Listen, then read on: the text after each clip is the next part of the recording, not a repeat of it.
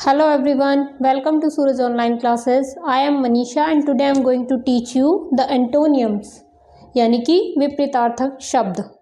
अब विपरीतार्थक शब्द क्या होते हैं? ऐसे शब्द जैसे कि कोई भी वर्ड है उसका उल्टा ऑपोजिट जो होता है उसको हम एंटोनियम्स बोलते हैं। जैसे कि छोटा का बड़ा होता है, बिग का स्मॉल होता है और नियर का फॉर होता है। इस तरीके से जो वर्ड्स होते हैं हर वर्ड का एक ऑपोजिट मीनिंग भी निकलता है। हमने बोला दिस हाउस इज बिग, और अगर हमें बोलना हो दैट हाउस, मतलब हम कंपेयर कर रहे हैं कि ये हाउस बड़ा है और वो छोटा है, तो बिल्कुल ऑपोजिट बात बोलनी है हमें। हमने बोल दिया this house is big but that house is small, तो वहाँ पर जो स्मॉल है वो बिग का एंटोनियम है। इस तरीके से बहुत सारे वर्ड्स के अलग अलग एंटोनियम्स, हर किसी का ऑपोजिट अलग होता है। तो हमें कैसे पता लगेगा? ऑफ कोर्स सीधी सी बात है कि उनको हमें बस पहले उसका मीनिंग पता होना चाहिए वर्ड का, देन हमें उसका ऑपोजिट याद करना होता है। याद कैसे करा जाए? अगर आपको मीनिंग ही नहीं पता है किसी वर्ड का तो आप उसको वैसे ही लर्न नहीं कर सकते कि इसका हम ट्रांसलेशन जब नहीं जानते तो हम याद कैसे करेंगे कि इसका एंटोनिम क्या बनेगा। सो फर्स्ट ऑफ ऑल तो हमें उसकी हिंदी समझनी चाहिए, देन उसको अगर हमें उसका मीनिंग समझ में आ रहा है, हिंदी में ही नहीं अगर हमें इंग्लिश में भी उसको मीनिंग समझ आ रहा है कि ये वर्ड है इसका क्या मीनिंग है, देन फिर हम उसका जो अपोजिट है या एंटोनियम है वो लर्न इजीली कर पाएंगे, और एक बार लर्न हो गया तो भूलेंगे भी नहीं।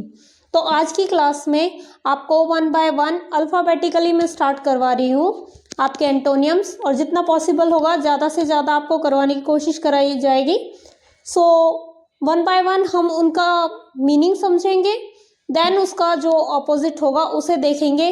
जब आप मीनिंग के साथ उसको समझेंगे तो आपको ज़्यादा अच्छे से याद होगा। ठीक है, तो स्टार्ट करते हैं। फर्स्ट वर्ड है हमारा एब्सेंट। एब्सेंट का मतलब होता है अनुपस्थित, यानी कि कोई कहीं किसी जगह पर कोई व्यक्ति उपस्थित नहीं है। प्रेजेंट उपस्थित और एब्सेंट अनुपस्थित, तो इसका जो ऑपोजिट है वो प्रेजेंट बनेगा। यानी कि कोई कहीं पर है, बहुत सारे लोग हैं, कोई मीटिंग चल रही है, हम किसी के बारे में डिस्कस कर रहे हैं कि वो यहाँ पर प्रेजेंट है या नहीं है, मतलब वो यहाँ पर आया है या नहीं आया है। तो प्रेजेंट है मतलब आया है, और एब्सेंट है मतलब नहीं आया है। क्लास में भी सेम चीज़ बोली जाती है कि कोई बच्चा आया है या नहीं आया है। आए हुए को क्या बोलेंगे? कोई व्यक्ति अगर वहाँ पर है या कोई स्टूडेंट अगर वहाँ पर है तो हम क्या बोलते हैं? प्रेजेंट। बट अगर नहीं आया होगा तो क्या बोलेंगे? एब्सेंट। तो एब्सेंट का मीनिंग क्या होता है? अनुपस्थित, और प्रेजेंट का उपस्थित। सेकंड है हमारा वर्ड अलाइव। अलाइव का मतलब होता है जीवित, जो जीवित वस्तुएं हैं या जीवित व्यक्ति है। तो अलाइव जिंदा, जीवित, तो उसका उल्टा क्या बनेगा? जीवन का अर्थ उल्टा क्या बनता है? मरना यानी कि मृत, और उसको क्या बोलते हैं? डेड, यानी कि मरा हुआ। ठीक है, ये इसका ऑपोजिट बन जाएगा। अलाइव का क्या हो जाएगा? डेड। नेक्स्ट है अपीयर। अपीयर मतलब दिखना। आपको कोई चीज दिखाई दे रही है उसको बोलते हैं अपीयर, या सामने दिखाई देना।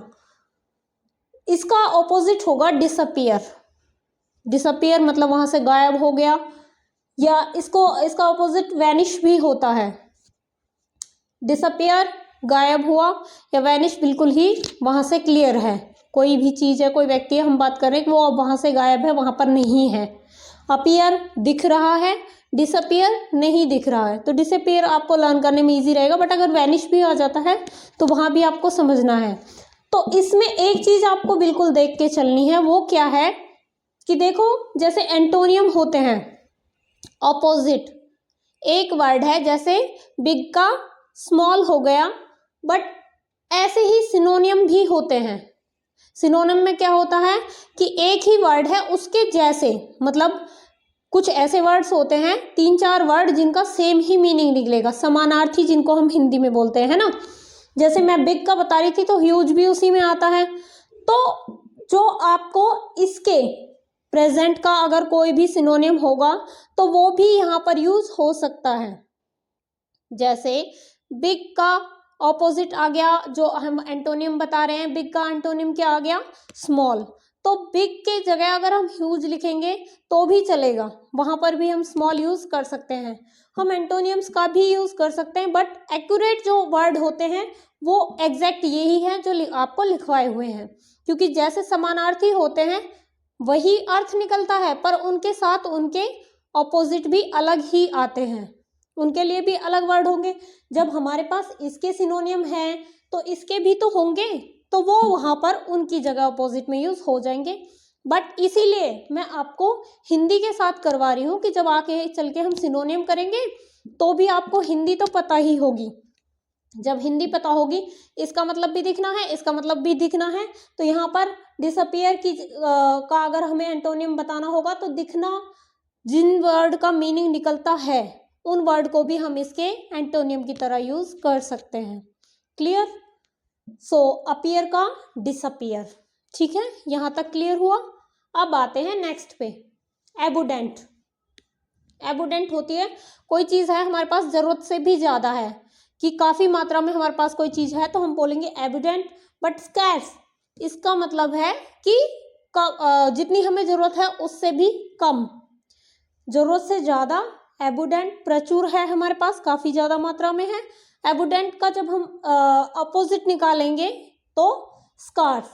नेक्स्ट है एडमिट।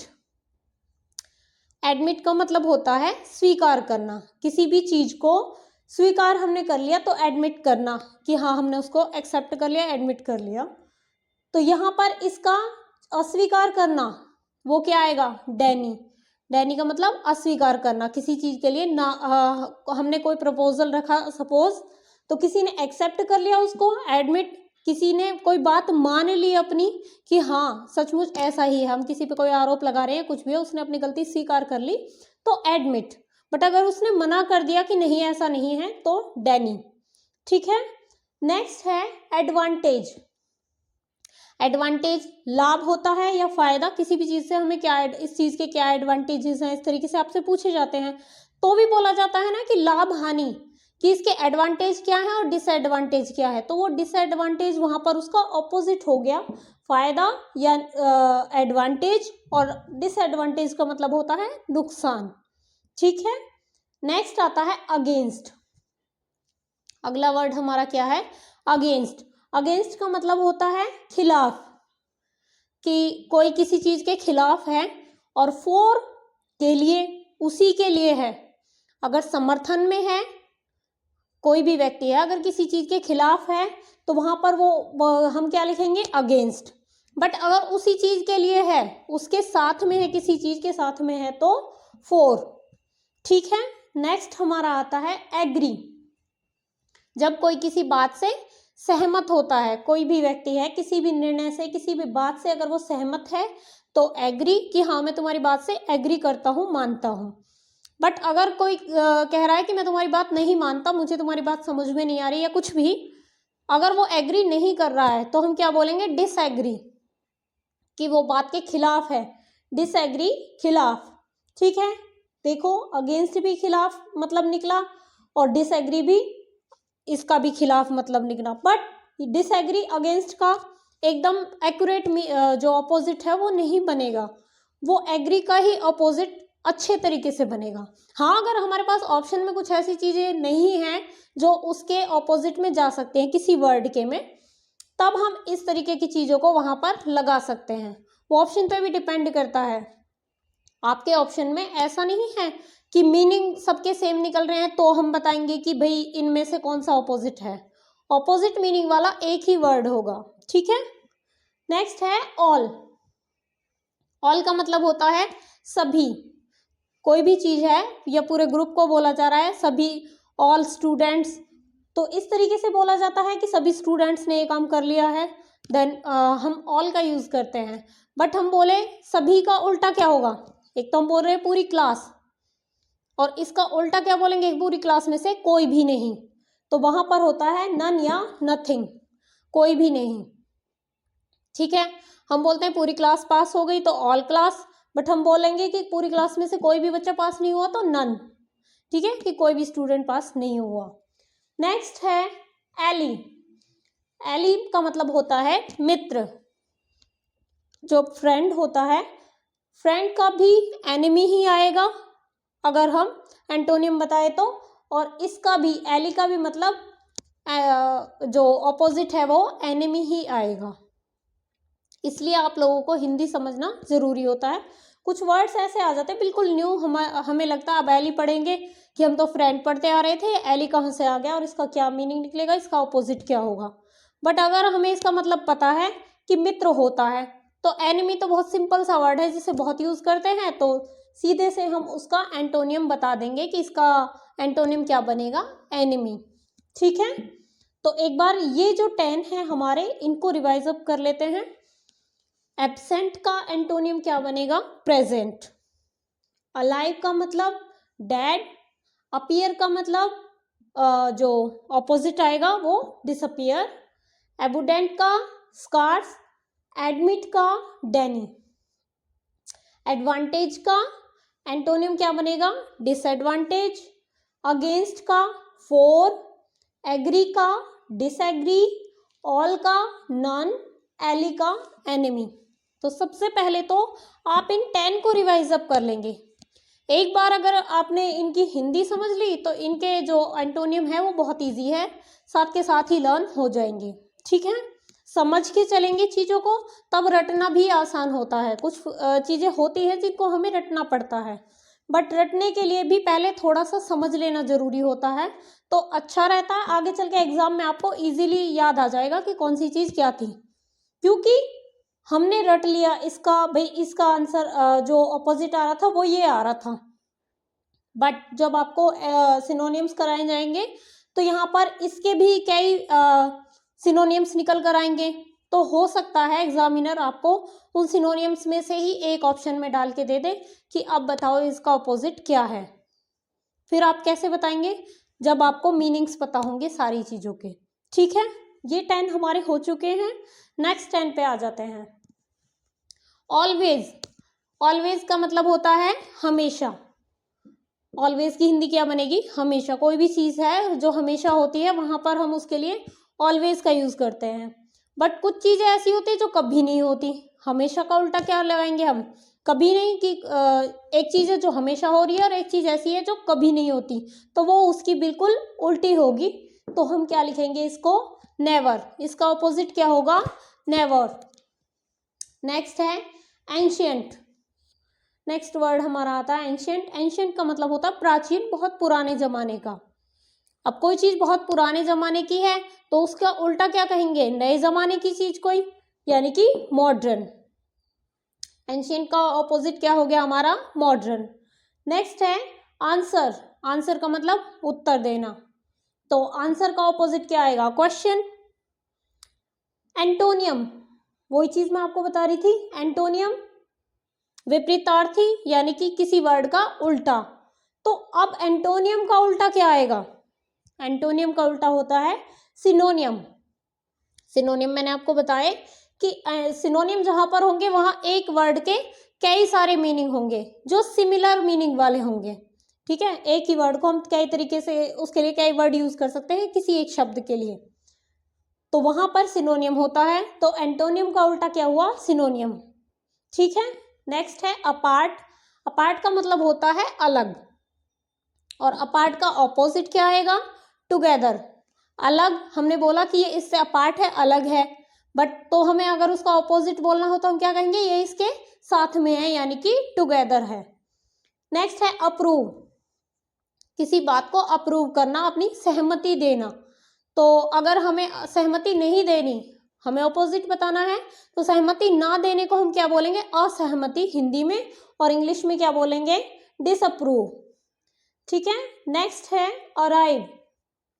अराइव का मतलब होता है आना। कहीं से कोई आया है उसको हम बोलते हैं अराइव। तो कहीं को कोई जाएगा, ये उसका उल्टा होगा, तो जाने को हम क्या बोलेंगे, डिपार्ट। कि कोई कहीं आना, आना का उल्टा क्या होगा, जाना। जाना को हम क्या बोलेंगे, डिपार्ट। ठीक है, नेक्स्ट हमारा आता है आर्टिफिशियल। आर्टिफिशियल किस चीज को बोलते हैं, जो इंसानों द्वारा बनाई गई चीजें हैं। उसके लिए एक वर्ड क्या यूज किया जाता है, कृत्रिम। इंसानों द्वारा बनाई गई चीजों को हम क्या बोलते हैं, कृत्रिम, आर्टिफिशियल। तो आर्टिफिशियल का उल्टा क्या हो सकता है भाई? इंसानों द्वारा तो सब कुछ ही बनाया गया है हमारे यहाँ पर, तो हम कौन सी चीज को देखेंगे कि जो भगवान ने बनाई है, जो नेचुरल है, वो इसकी उल्टी होगी, यानी कि नेचुरल, भगवान द्वारा निर्मित या प्राकृतिक रूप से निर्मित। नेक्स्ट है अट्रैक्टिव। अट्रैक्टिव कोई चीज आकर्षक करने वाली, आपको जो अपनी तरफ आकर्षित करती है। कोई भी चीज है आपको अच्छी लगी तो आप उसकी तरफ आकर्षित होंगे, बट आकर्षक का उल्टा क्या बनेगा? आकर्षक का उल्टा कोई ऐसी चीज जिसे देखकर घिन आए या उससे दूर होने का मन करे। आकर्षक कोई चीज होगी तो हम उसकी तरफ अट्रैक्ट होंगे, उसकी तरफ जाएंगे, बट अगर कोई चीज हमें अच्छी नहीं लगेगी तो हम उससे दूर भागेंगे। और दूर किस चीज से भागते हैं? जिससे घिन आती है, यानी कि रिपल्सिव, घृणित चीज। ठीक है। नेक्स्ट है अवेक। अवेक का मतलब होता है जागना। तो जागना का उल्टा क्या होगा? सोना, यानी कि एस्लीप। ये थे हमारे टोटल 20 एंटोनियम्स। इन 10 को हम एक बार फिर से रिवाइज अप कर लेते हैं। ऑलवेज का मतलब होता है हमेशा, और उल्टा क्या आएगा? नेवर। एंशियंट का उल्टा मॉडर्न। आंसर का क्वेश्चन। एंटोनियम्स का सिनोनियम। अपार्ट का टुगेदर। अप्रूव का डिसअप्रूव। अराइव का डिपार्ट। आर्टिफिशियल का नेचुरल। अट्रैक्टिव का रिपल्सिव। अवेक का एस्लीप। ठीक है। तो ये टोटल हमारे 20 हो चुके हैं।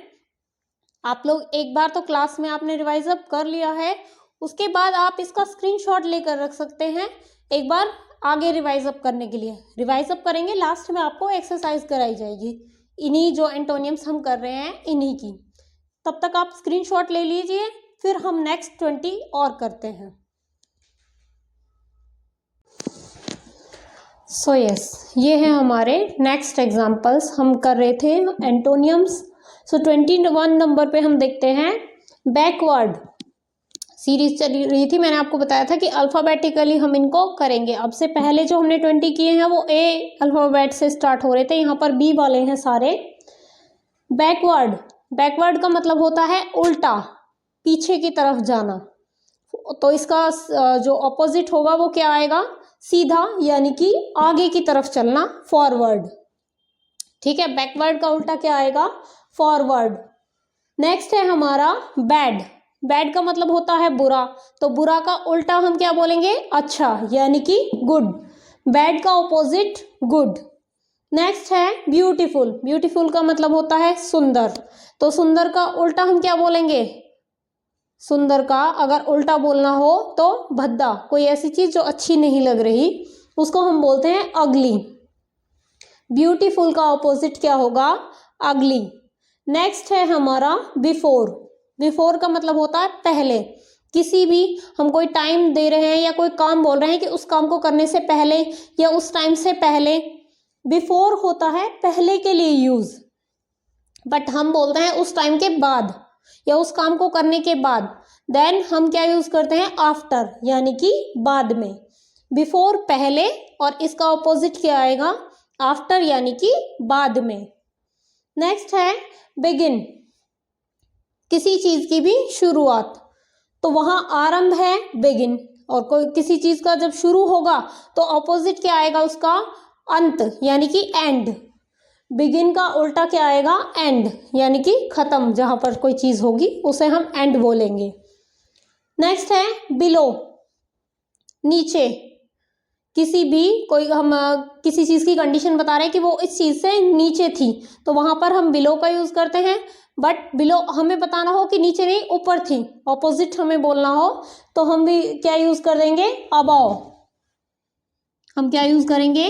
अबाव, ऊपर। नेक्स्ट है बेंट। बेंट होता है कोई चीज, एक तो होती है स्ट्रेट, सीधा, और बेंट इस तरीके से मुड़ा हुआ, तो इसे हम बेंट बोलेंगे। इसका ऑपोजिट एकदम स्ट्रेट आएगा, तो बेंट का ऑपोजिट क्या आया? स्ट्रेट, यानी कि सीधा। नेक्स्ट है हमारा बेस्ट। बेंट का ऑपोजिट क्या आ गया? स्ट्रेट। नेक्स्ट है बेस्ट। बेस्ट किसको बोलते हैं? जो सबसे अच्छा हो, कोई भी है किसी चीज में सबसे अच्छा है तो हम उसको बोलते हैं बेस्ट। अब बेस्ट का उल्टा सबसे बुरा, सबसे ही बेकार अगर हमें बोलना हो तो हम उसे इंग्लिश में क्या बोलेंगे? वर्स्ट। तो बेस्ट का उल्टा क्या होता है? वर्स्ट। ठीक है। नेक्स्ट है बेटर। एक तो होता है बेस्ट यानी कि सभी चीजों में से सबसे अच्छा, बट हमने बोला बेटर। यहां पर हम कंपैरिजन जब करते हैं, दो लोगों को हम कंपेयर कर रहे हैं कि इससे ये अच्छा है, ये इससे अच्छा है। सबसे अच्छा बेशक वो ना हो, कोई भी चीज है वो सबसे अच्छी बेशक ना हो, बट दो में अगर कंपेयर किया जा रहा है तो उससे वो अच्छी है, तो वहां पर हम क्या बोलते हैं कि बेटर, इससे बेटर तो ये है।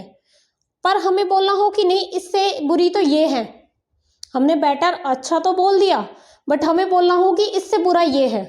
वो सबसे बुरा बेशक ना हो, वर्स्ट वो ना हो, पर हमें बोलना है कि इन दोनों के कंपैरिजन में से ये बुरा है या ये बेकार चीज है, तो हम उसे क्या बोलेंगे? वर्स बोलेंगे। ठीक है। बेटर का उल्टा वर्स्ट भी आ सकता है कि सबसे बुरा, बट कंपैरिजन में अगर हम ले रहे हैं बेटर का एग्जैक्ट जो बनेगा वो वर्स बनेगा। वर्स्ट भी आ सकता है, अगर हमें ऑप्शन में वर्स ना दिया हो तो वर्स्ट को भी हम ओके कर सकते हैं कि सबसे बुरा, वो भी उसका ऑपोजिट हो जाएगा। ठीक है। नेक्स्ट है बिग। बिग का मतलब होता है बड़ा, तो बड़े का उल्टा क्या होगा? छोटा, यानी कि लिटिल या स्मॉल। लिटिल स्मॉल दोनों ही यहाँ पर आ सकते हैं, एक ही मीनिंग है। ठीक है। तो ये टोटल हो गए हमारे 30 हो गए हैं अब तक, 20 हम पहले कर चुके हैं। तो इन 10 को हम अभी एक बार रिवाइज करते हैं। बैकवर्ड, बैकवर्ड का मतलब पीछे की तरफ, और फॉरवर्ड का आगे की तरफ। तो बैकवर्ड का उल्टा फॉरवर्ड होता है। बैड का ऑपोजिट क्या आएगा? गुड। ब्यूटीफुल का अगली, बिफोर का आफ्टर। बिगिन का एंटोनियम क्या बनेगा? एंड। बिलो का अबाव, बेंट का स्ट्रेट, बेस्ट का वर्स्ट, बेटर का वर्स, बिग का लिटिल और स्मॉल, दोनों आ सकते हैं। ठीक है। आपको ऑप्शन में जो भी चीज मिलती है आप उसको टिक कर सकते हैं। नेक्स्ट पे आ जाते हैं ब्लैक। ब्लैक कलर जो हम बोलते हैं, तो ब्लैक का ऑपोजिट वाइट। ओके। नेक्स्ट है ब्लेम। ब्लेम का मतलब होता है आरोप। किसी पर कोई आरोप लगा दिया कि उसने ऐसा किया है, तो हम उस पर आरोप लगा रहे हैं। आरोप का उल्टा क्या होगा? आरोप तो किसी गलत चीज का ही लगाया जाता है, तो ऑपोजिट में हम क्या करेंगे? उसकी प्रशंसा करेंगे, तारीफ करेंगे कि वो अच्छा है। अगर हम बोल रहे हैं वो बुरा है, उसने ऐसा किया है, तो यहाँ पर हमने उसको ब्लेम किया, उसके ऊपर आरोप लगाया। अगर हम बोल रहे हैं कि वो अच्छा है, उसकी तारीफ कर रहे हैं, तो प्रेज आएगा, यानी कि तारीफ करना। तो ब्लेम का उल्टा क्या हो जाता है? प्रेज। ब्लेस, वरदान देना, यानी कि मतलब किसी को हम दुआ देना भी बोल सकते हैं, ब्लेसिंग्स देते हैं लोग। इसका उल्टा क्या होगा? हमने खुश हुए किसी से, तो हमने उसको दुआएं दी या वरदान दिया, आशीर्वाद दिया। बट अगर हम उस पर गुस्सा है, उसने कुछ अच्छा नहीं किया, कुछ गलत कर दिया सामने वाले ने, तो क्रोधित होकर हम उसे क्या बोलेंगे? हम उसे श्राप देंगे, या कोई भी बड़ा व्यक्ति हम बोलते हैं कि अच्छे काम करोगे तो वरदान मिलेगा या दुआ मिलेगी, बट बुरे काम करोगे तो श्राप मिलता है, यानी कि कर्ज मिलता है। ठीक है। तो ब्लेस का ऑपोजिट क्या हो गया? कर्ज। अच्छा किया है किसी ने तो उसे ब्लेसिंग्स मिलेगी, ब्लेस मिलेगा, बट अगर उसने बुरा किया है तो उसे कर्ज मिलेगा। हो गया ऑपोजिट। नेक्स्ट है बिटर। बिटर होता है कड़वा। टेस्ट में जो चीज कड़वी लगती है उसको हम बिटर बोलते हैं। तो कड़वे का उल्टा क्या बोल सकते हैं? कड़वी चीज का उल्टा क्या होगा? मीठा, यानी कि स्वीट। नेक्स्ट है बोरो। बोरो का मतलब होता है उधार लेना। हमने किसी से पैसे लिए उधार, तो वहां पर हम बोरो लेंगे। बट अगर हम किसी को दे रहे हैं सेम उधार, किसी ने, सामने वाले ने हमसे मांगा है, तो हम उसको क्या बोलेंगे? लैंड, कि हमने दिया। तो लैंड इसका बोरो का ऑपोजिट हो गया। ठीक है। नेक्स्ट है बॉटम। बॉटम, ये बॉटल है, ये इसका बॉटम है, यानी कि तल है, और ये टॉप है, बिल्कुल ऊपर है, तो इसको हम बॉटम बोलते हैं। तो ऑपोजिट इसका क्या होगा? टॉप यानी कि ऊपरी एरिया। ठीक है, नेक्स्ट है बॉय। बॉय का उल्टा क्या होता है? गर्ल। ब्रेव, ब्रेव का मतलब होता है बहादुर। और बहादुर को अगर हम ऑपोजिट में लेकर जाए, एक व्यक्ति है जो बहादुर है, जो बहादुरी के साथ हर चीज का सामना करता है, तो उसका उल्टा क्या होगा? एक ऐसा व्यक्ति जो किसी चीज का सामना नहीं कर सकता, उसको, उसके लिए हम वर्ड यूज करते हैं कायर, और इंग्लिश में कवार्डली। कायर या कवार्डली एक ही चीज है, इंग्लिश में कवार्डली बोलते हैं। वो किसके लिए होता है? कायर के लिए यूज होता है। तो ब्रेव का उल्टा क्या बनेगा? कवार्डली। नेक्स्ट है बिल्ड, कोई चीज बनाना, निर्माण करना। तो हमने कोई चीज बनाई तो उसका ऑपोजिट क्या होगा? तोड़ी। तो ऑपोजिट में हम क्या बोलेंगे? डिस्ट्रॉय। बिल्ड मतलब बनाना, निर्माण करना, और डिस्ट्रॉय का मतलब क्या होता है? उसका विनाश कर देना, तोड़ देना। ठीक है, नेक्स्ट है बोल्ड। बोल्ड का मतलब होता है निडर, एक ऐसा व्यक्ति जो किसी से नहीं डरता। तो इसका ऑपोजिट क्या होगा? सबसे डरने वाला या सबसे दब जाने वाला। तो मीक और टिमिड दोनों ही वर्ड यहाँ पर बोल्ड के ऑपोजिट में यूज किए जा सकते हैं। ऐसे ये वर्ड, इनका मीनिंग क्या निकल रहा है? दबने वाले या सबकी बात मान लेने वाले, सबसे डर कर रहने वाले लोगों के लिए हम मीक और टिमिड वर्ड्स यूज करते हैं। ठीक है, तो नेक्स्ट 10 हमारे ये वर्ड्स थे, एक बार इनका रिवीजन देख लेते हैं। ब्लैक, ब्लैक का ऑपोजिट होगा वाइट।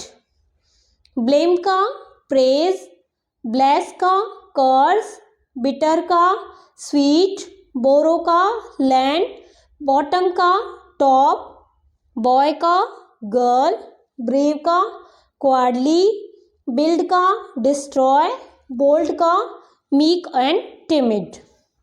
सो ये थे हमारे टोटल, अभी तक हमने 40 एंटोनियम्स रिवाइज अप कर लिए हैं। इतने करने के बाद लास्ट में जब आपको रिवीजन कराई जाए तो मुझे नहीं लगता कि आप इनके कोई ऑपोजिट भूल जाएंगे।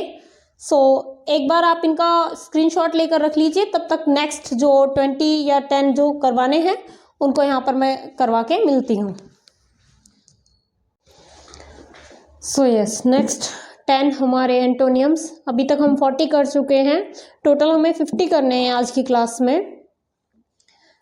बाउंड, बाउंड का मतलब होता है बाध्य, यानी कि जैसे बाउंड्री होती है, चारों तरफ जिसके बाउंड्री हो उसमें जो बाउंड है वो बाध्य कहलाएगा, उसको हम बाध्य बोलते हैं। एंड उसका अगर हम ऑपोजिट निकालें तो एक सर्कल के अंदर कोई घिरा हुआ है, उसका हम उल्टा फ्री भी बोल सकते हैं कि फ्री, उस सर्कल से बाहर। या फिर हम बोल सकते हैं अनबाउंड, कि किसी भी, एक तो होता है सीमित, कि इसी के अंदर सीमित है व्यक्ति, उसको अंदर हमने कैप्चर करके रख दिया है। तो अगर उसके लिए हम ऑपोजिट बोलेंगे तो अनबाउंड या फ्री। नेक्स्ट आता है बाउंडलेस। बाउंडलेस का मतलब भी असीम। बाउंड मैंने आपको बता दिया कि एक सर्कल के अंदर घिरा हुआ किसी भी तरीके से, चाहे उसके ऊपर किसी ने मतलब वैसे रोक टोक लगा रखी हो या प्रॉपर किसी को बंद करके रखा हो, बट यहाँ पर क्या है? बाउंडलेस, जिसके ऊपर कोई बाउंड्री नहीं है, वो कहलाता है असीम, यानी कि उसके चारों तरफ कोई सीमा नहीं है। तो बाउंडलेस का ऑपोजिट क्या होगा? वही सेम बाउंड्री वाला, लिमिटेड, यानी कि उसे लिमिटेड कर दिया गया है। एक तो होती है बाउंडलेस की कहीं तक भी कोई चीज जा सकती है, बट उसका ऑपोजिट कि कहीं सब कहीं नहीं जा सकती, तो ऑपोजिट में आएगा लिमिटेड, यानी कि सीमित, कुछ ही जगह तक वो चीज जा सकती है या वो चीज की जा सकती है कुछ लिमिट तक, जिसकी लिमिट निर्धारित होती है। तो बाउंडलेस का ऑपोजिट आ गया लिमिटेड। नेक्स्ट है ब्राइट। ब्राइट का मतलब होता है चमकीला। तो एक चीज चमकीली है तो उसका ऑपोजिट क्या होगा? बिल्कुल भद्दी या डल, हम उसको बोलते हैं डिम या डल। बिल्कुल ऐसी चीज जो बिल्कुल भी नहीं चमक रही है या एकदम दबी हुई, डल। डिम और डल दोनों ही ब्राइट का ऑपोजिट आएगा। नेक्स्ट है ब्राइटन, चमकना। ये था चमकीला और ये है चमकना। कोई चीज चमक रही है हम उसको बोलते हैं ब्राइटन, कि वो चमकती हुई है या चमक रही है। बट अगर हम उसका उल्टा बोलें, एक तो ब्राइटन, वो आगे चलकर और ज़्यादा चमकी कोई चीज़, बट आगे चलकर वो चीज़ कम मध्यम पड़ती चली गई, तो हम उसको बोलते हैं फेड, कि वो धुंधला पड़ गया। एक तो लाइट होती है ब्राइटन वाली, एक होती है फेड। तो यहाँ पर हम फेड को, इसका ब्राइटन का ऑपोजिट क्या बताएंगे? फेड। नेक्स्ट है ब्रॉड। ब्रॉड का मतलब होता है चौड़ा, तो उसका ऑपोजिट क्या होगा? संकरा, यानी कि पतला, नैरो। ठीक है, ब्रॉड का ऑपोजिट क्या होता है? नैरो। नेक्स्ट है केयरफुल। केयरफुल का मतलब होता है ध्यानपूर्ण, कोई ध्यान से किसी चीज को करने वाला, वो केयरफुल होता है। बट अगर हमें इसका ऑपोजिट बोलना हो तो केयरलेस, जो ध्यान नहीं देता किसी भी चीज पर, उसको हम बोलेंगे केयरलेस। तो केयरफुल का ऑपोजिट हमारा क्या आ गया? केयरलेस। नेक्स्ट है काम। काम का मतलब होता है शांत, तो इसका ऑपोजिट आएगा वाइंडी या ट्रबल्ड, बिल्कुल अस्त व्यस्त जो होता है। एक तो होता है शांत, और इसका उल्टा क्या होगा? हिलता डुलता हुआ या यहाँ वहाँ घूमती हुई कोई चीज, हम उसको बोलेंगे वाइंडी या ट्रबल्ड। तो शांत का ऑपोजिट ये दोनों, वाइंडी एंड ट्रबल्ड। नेक्स्ट है कैन। कैन का यूज हम कहाँ पर करते हैं? अपनी क्षमता को दिखाने के लिए, किसी की भी क्षमता को दिखाने के लिए कि वो ये काम कर सकता है, तो वहां पर हम कैन का यूज करते हैं। कि he can write a letter, तो वहां पर हमने कि वो लेटर लिख सकता है। बट हम कहें कि वो लेटर नहीं लिख सकता, हमें ऑपोजिट यही तो बोलना होगा कि वो लेटर नहीं लिख सकता। नहीं लिख सकता को फिर क्या बोलेंगे हम? कि he can't write a letter या he cannot write a letter. ठीक है, तो कैन नॉट और कांट दोनों कैन का ऑपोजिट होते हैं। नेक्स्ट है हमारा कैपेबल। कैपेबल का मतलब होता है समर्थ, कि हाँ ये व्यक्ति ये काम कर सकता है, ये काम करने में कैपेबल है, इस तरीके से हम बोलते हैं। बट हम बोले कि वो नहीं कर सकता, तो हम क्या बोलेंगे? इनकैपेबल, कि वो ये काम करने में इनकैपेबल है, उससे ये नहीं होगा। तो इनकैपेबल हमारा कैपेबल का ऑपोजिट होगा, एंटोनियम होगा। नेक्स्ट है कैप्टिव। कैप्टिव सेम वही जैसे बाउंड वाला आया था, कि कैद है किसी चीज में, सीमित उसको कर दिया गया है। कैदी जो होगा, किसी को पकड़ के रखा गया है, पकड़ के रखा गया है, तो उसके लिए हम कैप्टिव यूज करते हैं। बस हमें बोलना हो कि छोड़ दिया, तो उसके लिए क्या वर्ड आएगा? फ्री। तो कैप्टिव का ऑपोजिट क्या होगा? फ्री।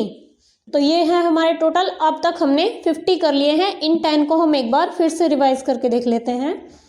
बाउंड का ऑपोजिट होता है अनबाउंड या फ्री। बाउंडलेस का मतलब होता है लिमिटेड, ऑपोजिट। ब्राइट का ऑपोजिट मीनिंग क्या निकल के आता है? Dim and dull. ब्राइटन का ऑपोजिट क्या होगा? फेड। ब्रॉड का ऑपोजिट नैरो। केयरफुल का केयरलेस। काम का वाइंडी और ट्रबल। कैन का can not and can't. Capable का इनकैपेबल। एंड लास्ट हमारा आता है कैप्टिव। कैप्टिव का ऑपोजिट क्या था? फ्री। सो ये टोटल हमारे 50 हो गए हैं। आज की क्लास में जो हमने किए हैं 50 एंटोनिम्स किए हैं। एंटोनिम्स काफ़ी सारे होते हैं। मैंने आपको बताया कि हम अल्फ़ाबेटिकली करते हुए चल रहे हैं, तो अभी तक हम सी पर ही पहुँचे हैं। ए एंड बी के हमने कर लिए थे, जो जो हमारे मेन एंटोनिम्स होते हैं। उसके अलावा आपको ज़्यादा करने की ज़रूरत नहीं पड़ेगी मेरे हिसाब से। जितने भी मेन होते हैं वो आपको सभी करवाए जा रहे हैं क्लास में। तो हम सी तक हम पहुंच गए हैं, 50 हमारे हो चुके हैं। तो ऐसा करके फिर अगर एक ही क्लास में इनको करवाया जाए तो क्लास काफ़ी लंबी ज़्यादा हो जाती है। उतने फिर एकदम से वर्ड्स आपको करवा दिए जाएंगे तो माइंड में भी नहीं रहते हैं। तो 50-50 करके आपको क्लासेस में करवाए जाएंगे। अभी के लिए ये 50 है। अगर क्लास में अच्छा रिस्पांस मिलता है, आप लोगों के लाइक्स अच्छे आते हैं, व्यूज़ अच्छे आते हैं, तो आगे की क्लास कंटिन्यू करवाई जाएंगी। इन 50 से आगे 50-50 की ही क्लासेस करवाई जाएंगी, जिससे कि आपको थोड़ा थोड़ा करके अच्छे से चीज़ें समझ में आ सके। एकदम से बहुत सारे लिखवा देने से चीज़ें फिर माइंड में पजल हो जाती हैं। ठीक है, तो आज के लिए 50 थे। ये है आपकी रिवीजन। मैंने यहाँ पर 10 राइट डाउन किए हैं ऑपोजिट्स ही, इनके आपको एंटोनियम्स बताने हैं। आज की ही क्लास में से ये वर्ड्स हैं। अगर आपने वीडियो को पूरा देखा होगा तो आपने को ये सारे वर्ड्स के ऑपोजिट अभी तक आ गए होंगे कि मैंने एक एक वर्ड को अच्छे तरीके से बताया होगा। तो देखते ही, पहला वर्ड है हमारा अगेंस्ट, सेकंड है अराइव, थर्ड है अवेक, फोर्थ है बैड, फिफ्थ है बिटर, सिक्स्थ है बिफोर, सेवन्थ है बैकवर्ड, एट्थ है बेस्ट, नाइन्थ पे है अपार्ट और 10th पे है बिलो। ये 10 वर्ड्स अगर आपने आज की क्लास देखी है तो आपको इनके ऑपोजिट आते होंगे, तो आप अपने आप इनके ऑपोजिट लिख के देखेंगे और काउंट करेंगे कि 10 में से आपको कितने के ऑपोजिट आते हैं, और जितने भी आपके 10 में से मार्क्स आते हैं आप कमेंट डाउन करेंगे, ठीक है। सो आज की वीडियो में इतना ही।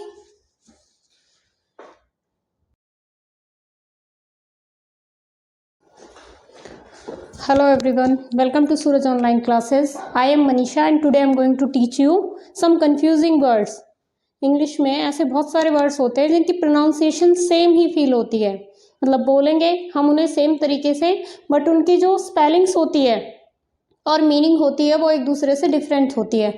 सो आज हम कुछ ऐसे ही कंफ्यूजिंग वर्ड्स को इस क्लास में डिस्कस करने वाले हैं। अप्रॉक्स 25 to 30 यहाँ पे आज जो डिफरेंट वर्ड्स होते हैं उनको हम यहाँ पे डिस्कस करने वाले हैं। अगर ये क्लास अच्छे तरीके से चलती है then we will go for the next class. Okay, so let's start. First है ant, ANT ant, and second number पर लिखा हुआ है AUNT आंट। दोनों सेम ही फील होते हैं, प्रोनाउंस हम इनको सेम तरीके से करते हैं, क्या बोलते हैं, आंट ही बोलते हैं। बट ANT आंट जहाँ पर लिखा होगा उसका मतलब होता है चीटिंग, एंड AUNT आंट लिखा होगा तो उसका मतलब बनता है चाची, जो हमारे रिलेशन में लगते हैं। तो फर्स्ट आंट चीटी, कौन से ANT आंट जहाँ पर लिखा होगा उसे हम चीटी के लिए यूज़ करते हैं। This is a black ant, इस तरीके से बोलेंगे। बट AUNT अगर लिखा होगा, स्पेलिंग पे हमें यहाँ पे ध्यान देना होगा, प्रोनाउंसिएशन पे नहीं। अब आप बोलेंगे कि अगर कोई बोल रहा है तो हम कैसे समझेंगे कौन से वाले आंट के बारे में बात हो रही है। सो हम सेंटेंस के अकॉर्डिंग समझ सकते हैं कि किसके बारे में बात हो रही है, किसी पर्सन के बारे में बात हो रही है, किसी जानवर के बारे में बात हो रही है। सेकेंड लिखा हुआ है I love my aunt. Of course यहाँ पर अगर कोई बोल के भी बताएगा तो आप समझ जाओगे कि आंट वो चीटी के लिए तो कहेगा नहीं, अपने किसी रिलेटिव के बारे में ही बात कर रहा है। सो ये दो वर्ड, हमारा फर्स्ट वर्ड था आंट। प्रोनाउंसिएशन आंट सेम है बट मीनिंग दोनों के अलग अलग है, एंड स्पेलिंग्स भी दोनों की अलग अलग है। कुछ कंफ्यूजिंग वर्ड्स ऐसे भी होते हैं जिनमें मतलब मीनिंग तो सेम ही निकलते हैं पर वर्ड अलग अलग होते हैं। सेम मीनिंग होने के बावजूद भी उनका अपना अलग अलग तरीके से यूज़ होता है, तो उनको भी हम आगे की क्लासेस में डिस्कस करेंगे। सेकंड है बी, BE, बी लिखा हुआ है। नेक्स्ट लिखा हुआ है BEE, बी।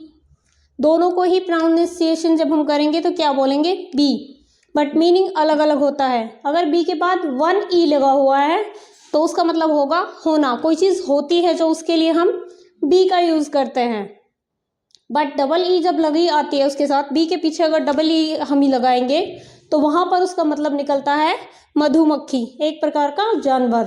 फर्स्ट है बी प्लस 1E, तो वहाँ पर इसका मतलब निकलता है कोई भी चीज़ जो हो रही है। Try to be a good person, एक अच्छे इंसान बनने की कोशिश करो। तो यहाँ पर बी का मतलब क्या हुआ, होना, कि कोई काम हो रहा है।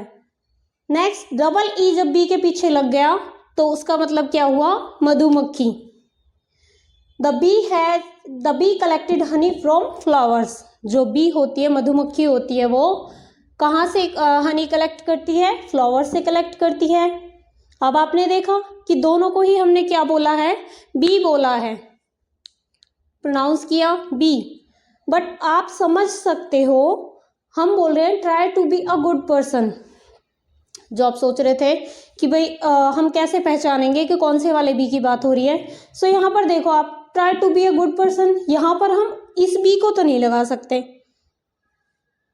एक अच्छा इंसान होने की कोशिश करो, तो ऑफ कोर्स यहाँ पर हम BE इसी का यूज़ करेंगे। ठीक है, ऐसे ही the bees collect honey from, तो यहाँ पर उन बीज के ही बारे में, मधुमक्खियों के बारे में ही बात हो रही है, तो यहाँ पर हम बी ई नहीं लगा सकते। तो स्पेलिंग्स पे ध्यान रखना है कि स्पेलिंग क्या लिखी हुई है, प्लस हम सेंटेंस को पढ़ के भी समझ सकते हैं कि कौन से वाले वर्ड के बारे में बात हो रही है। ठीक है, नेक्स्ट आता है हमारा कोर्स। आप लोगों का कोर्स हो गया, आपने बहुत बार सुना होगा कि हमारे कोर्स में ये आ रहा है, हम ये वाला कोर्स हमने चूज़ किया है। सो वो कोर्स क्या होता है हमारा, हम कहाँ किसकी बात कर रहे होते हैं, पाठ्यक्रम की, कि हमारे पढ़ाई में कौन सी चीज़, मतलब हमारा सिलेबस में क्या आ रहा है। सिलेबस के लिए भी वही चीज़ यूज़ करते हैं, ये वाला कोर्स और ये वाला कोर्स। आप देखेंगे इनकी स्पेलिंग्स में माइनर सा डिफरेंस है। COURSE बन गया कोर्स, जो हमारे सिलेबस या पाठ्यक्रम के लिए हम यूज़ करते हैं। बट COARSE ये कोर्स क्या होता है, बोलने में कोर्स ही आया और स्पेलिंग में डिफरेंस बस कहाँ पर आया कि यू की जगह इसमें ए यूज़ हो गया।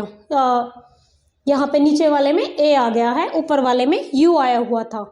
सो डिफरेंस बस इतना ही है। और इसका मतलब क्या बन गया, यू की जगह जब हमने ए को ऐड कर दिया तो ये हमारा वर्ड क्या बन गया, मोटा या भद्दा। किसी चीज़ को बेकार बताने के लिए हम इसका यूज़ करते हैं। अब आपने देखा कि स्पेलिंग्स लर्न होना, समझना कितना ज़रूरी है कि एक वर्ड का डिफरेंस आते ही उसका मीनिंग ही बदल गया। आप यहाँ पर देखो, I have all course books, मेरे पास मेरे कोर्स की सारी बुक्स हैं। दिस ड्रेस इज कोर्स, ये यहाँ पर ये ड्रेस को बुरा बता रहे हैं कि ये ड्रेस भद्दी है, और यहाँ पर ये कोर्स सिलेबस की बारे में बात कर रहे हैं, अपने कोर्स की बात, जिसको वो पढ़ रहे हैं, जिस पाठ्यक्रम को वो पढ़ रहे हैं उसके बारे में बात हो रही है। ठीक है, तो 3 वर्ड पढ़ लिए हमने। फर्स्ट था आंट, इसको दोनों को ही हमने क्या बोला, आंट। पहले वाले आंट का मतलब चीटी था, दूसरे वाले आंट का मतलब चाची था। सेकंड है बी, पहले वाले बी का मतलब था होना, कि कोई काम हो रहा है। एंड दूसरे वाले डबल ई जब लग गया उसके पीछे तो उसका मतलब क्या बन गया, मधुमक्खी। सुने होंगे आपने ये वर्ड्स बहुत बार, बट जब हम इनको साथ साथ देख रहे हैं तो हमें पता चल रहा है कि कितने सिमिलर हैं और सेम ही इनकी प्रोनाउंसिएशन आती है। तो कोई पर्सन अगर बोल के बता रहा है तब हम कैसे डिफरेंस समझेंगे, अगर हमें इनके मीनिंग पता होंगे विद स्पेलिंग्स। नेक्स्ट पे आ जाते हैं एक्सेप्ट। अब देखो आप, एक्सेप्ट के हमारे पास 3 एग्जाम्पल हैं। पहला भी एक्सेप्ट है, दूसरा भी एक्सेप्ट है और तीसरा भी एक्सेप्ट ही है। फिर हम इनमें डिफरेंस कैसे बताएंगे कि ये अलग कैसे हुए एक दूसरे से। पहले एक्सेप्ट का मतलब क्या आ रहा है, अतिरिक्त, कि ये चीज़ है इसके अलावा। हम बहुत सारी चीज़ों के बारे में जब बात कर रहे होते हैं तो हम कहते हैं कि एक्सेप्ट दिस वन, या मतलब इतनी सारी चीज़ों में ये सब ठीक है बट एक्सेप्ट दिस वन। तो वहाँ पर अतिरिक्त के लिए हम इस वाले एक्सेप्ट को यूज़ करने हैं। स्पेलिंग्स बिल्कुल ध्यान से देखिए, इसकी स्पेलिंग रहेगी EXCEPT। ये वाला एक्सेप्ट अतिरिक्त के लिए यूज़ हो रहा है। I love all dresses except this one, कि मुझे सारी ड्रेसेस पसंद हैं एक्सेप्ट दिस वन, इस एक के अलावा। यहाँ पर हमने इसका ऐसे यूज़ कर लिया। स्पेलिंग को माइंड में रखते चलेंगे, देन उसके जो मीनिंग निकल रहा है उसको ध्यान में रखेंगे। नेक्स्ट है एक्सपेक्ट। पहला था एक्सेप्ट, सेकंड है एक्सपेक्ट। अब हमने बोलने में भी अलग आ गया, बट जब हम इनको बहुत बार बोलते हैं ना तो बोलने में ही सेम बोल जाते हैं, क्योंकि बिल्कुल सिमिलर फील होते हैं एक्सेप्ट और एक्सपेक्ट। इवन इसके जो वर्ड्स हैं वो भी वही हैं, जो वर्ड इसमें आए हैं सेम इसी में आए हैं, ऊपर आगे पीछे हो रहे हैं, बस इतना सा ही डिफरेंस है। तो इस वाले एक्सपेक्ट का मतलब क्या है कि मैंने आशा, कोई किसी से आशा रखता है, उम्मीद रखता है, हमने किसी से एक्सपेक्टेशन रखी, उसकी बात यहाँ पर हम कर रहे हैं। एक्सपेक्ट, आशा करना। I expect help from my friend, कि मैं अपने दोस्त से हेल्प की उम्मीद करता हूँ। सभी लोग करते हैं, उनसे, अपने फ्रेंड से एक्सपेक्टेशन रखते हैं कि वो उनकी हेल्प करेंगे। नेक्स्ट है एक्सेप्ट। ये भी एक्सेप्ट है और ये भी एक्सेप्ट है, सेम प्रोनाउंसिएशन आ रही है, बट इनका स्पेलिंग देखिए कंप्लीटली ऑलमोस्ट अलग ही है। लास्ट में आके CEPT वो सेम है, बाकी आगे से इनकी स्पेलिंग भी अलग है, बट हम प्रोनाउंस क्या कर रहे हैं दोनों को, एक्सेप्ट। इस एक्सेप्ट का मतलब क्या होता है, इस बहुत सारे लोग इसको एक्सेप्ट भी बोलते हैं और कुछ बोलते हैं एक्सेप्ट। तो एक्सेप्ट हम बोलेंगे तो सेम ही प्रोनाउंसिएशन आ रही है, बट एक्सेप्ट बोल देते हैं तो पता चल जाता है कि उसके बारे में बात हो रही है। सो अभी हम इसको सोचते हैं कि एक्सपेक्ट, एक्सेप्ट स्वीकार करना। I can not accept such an expensive gift. ये क्या कह रहा है, कैसे स्वीकार करना, कि कोई किसी को बोले कि भाई मैं इस तरह का एक्सपेंसिव, इतना महंगा गिफ्ट मैं स्वीकार नहीं कर सकता। यहाँ एक्सेप्ट का मतलब क्या होता है, किसी चीज़ को स्वीकार करना। इस वाले एक्सेप्ट का मतलब क्या था, के अतिरिक्त, के अलावा में। तो लगभग ये लगा लो कि ये इसका बिल्कुल ऑपोजिट सा ही बन गया, कि यहाँ तो हम के अलावा कर रहे हैं और यहाँ सारी चीज़ को हम एक्सेप्ट कर रहे हैं, स्वीकार कर रहे हैं। ठीक है, नेक्स्ट हमारा वर्ड आता है 5th नंबर पे, हियर। हियर का मतलब सुनना होता है। यहाँ पर we hear with our ears, कि हम अपने कानों से सुनते हैं। क्लियर, सबको ही पता है हियर का मतलब सुनना होता है, बट नीचे जो हेयर लिखा हुआ है ये भी सेम ही है। अब इस हेयर को इसे भी हेयर बोल सकते हैं, प्रोनाउंस करने का डिफरेंस होता है। हेयर HERE, इसका मतलब होता है यहाँ। I will stay here for 2 years। तो वो क्या कह रहा है कि मैं यहाँ पर 2 सालों के लिए रुकने वाला हूँ, किसी स्थान के बारे में बात हो रही है। इस वाले हेयर का मतलब सुनना हो गया HEAR, और इस वाले हेयर HERE, इसका मतलब क्या हो गया, यहाँ, किसी जगह के बारे में जब हम बात करते हैं यहाँ वहाँ, तो ये वाला हेयर ये हुआ। ठीक है, नेक्स्ट 6 नंबर पे आते हैं, इन। इन मोस्टली हम बोलते हैं IN को, IN को बोलते हैं। उस IN वाले इन का मतलब होता है में या अंदर। प्रीपोजिशंस में भी पढ़ा होगा कि इनको हम क्या बोल रहे थे, में। कोई चीज़ कहीं किसी में, किसी जगह के अंदर, किसी प्लेस के अंदर जब चीज़ों की बात हो रही थी तो हम इन का यूज़ कर रहे थे। बट ऊपर वाले इन INN, यहाँ पर INN है, तो इस इन का मतलब होता है सराय। सराय क्या होती है, एक रुकने की जगह होती है। यात्रियों के, लोग आते जाते हैं तो उनके रुकने के लिए जो विश्राम गृह वगैरह बने होते हैं उनको हम इन बोलते हैं, सराय बोलते हैं। ठीक है, so I stayed in an inn at Haridwar. उसने क्या बोला कि मैं एक इन में रुका था हरिद्वार में। बट नेक्स्ट इन का मतलब I will stay in Mumbai for 2 days, कि मैं मुंबई 2 दिनों के लिए रुकूंगा। यहाँ पर इन मुंबई में, ठीक है, मुंबई में बोलने के लिए इन का यूज हुआ है। बट यहाँ पर जो ये इन है INN, इस इन का मतलब एक स्पेसिफिक जगह है। क्लियर, तो ये हमारे 6 है ऐसे कंफ्यूजिंग वर्ड्स जो सिमिलर फील होते हैं प्रोनाउंसिएशन जब उनकी करते हैं तब, बट जो उनकी स्पेलिंग होती है उसमें माइनर सा डिफरेंस होता है और कई बार बहुत ज़्यादा डिफरेंस भी होता है। जैसे कि आपने एक्सेप्ट में देखा कि उसमें बहुत ज़्यादा डिफरेंस दिख रहा था, कई वर्ड्स अलग थे फिर भी एक्सेप्ट ही बन रहा था, बट कुछ बिल्कुल सेम ही होते हैं। जैसे स्टार्टिंग से ही हम देख रहे थे, बस पहले में आंट और आंट यू हटा दे तो सेम ही बन जाएगा, और स्पेल प्रोनाउंसिएशन भी सेम है, बट मीनिंग्स अलग अलग है क्योंकि यू लग गया तो उसका कंप्लीट वर्ड ही चेंज हो गया। पहला था आंट, दोनों आंट का हमने डिफरेंस देख लिया कि दोनों के बीच में क्या डिफरेंस है। ऐसे करके हम लोगों ने अभी तक 6 कर लिए हैं। आगे के जो वर्ड्स हैं उनको भी हम 1 by 1 समझेंगे, तब तक के लिए आप इसका स्क्रीनशॉट ले सकते हैं।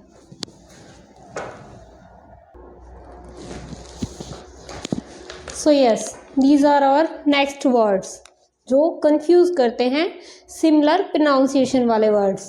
फर्स्ट है एडवाइस और सेकंड है एडवाइस।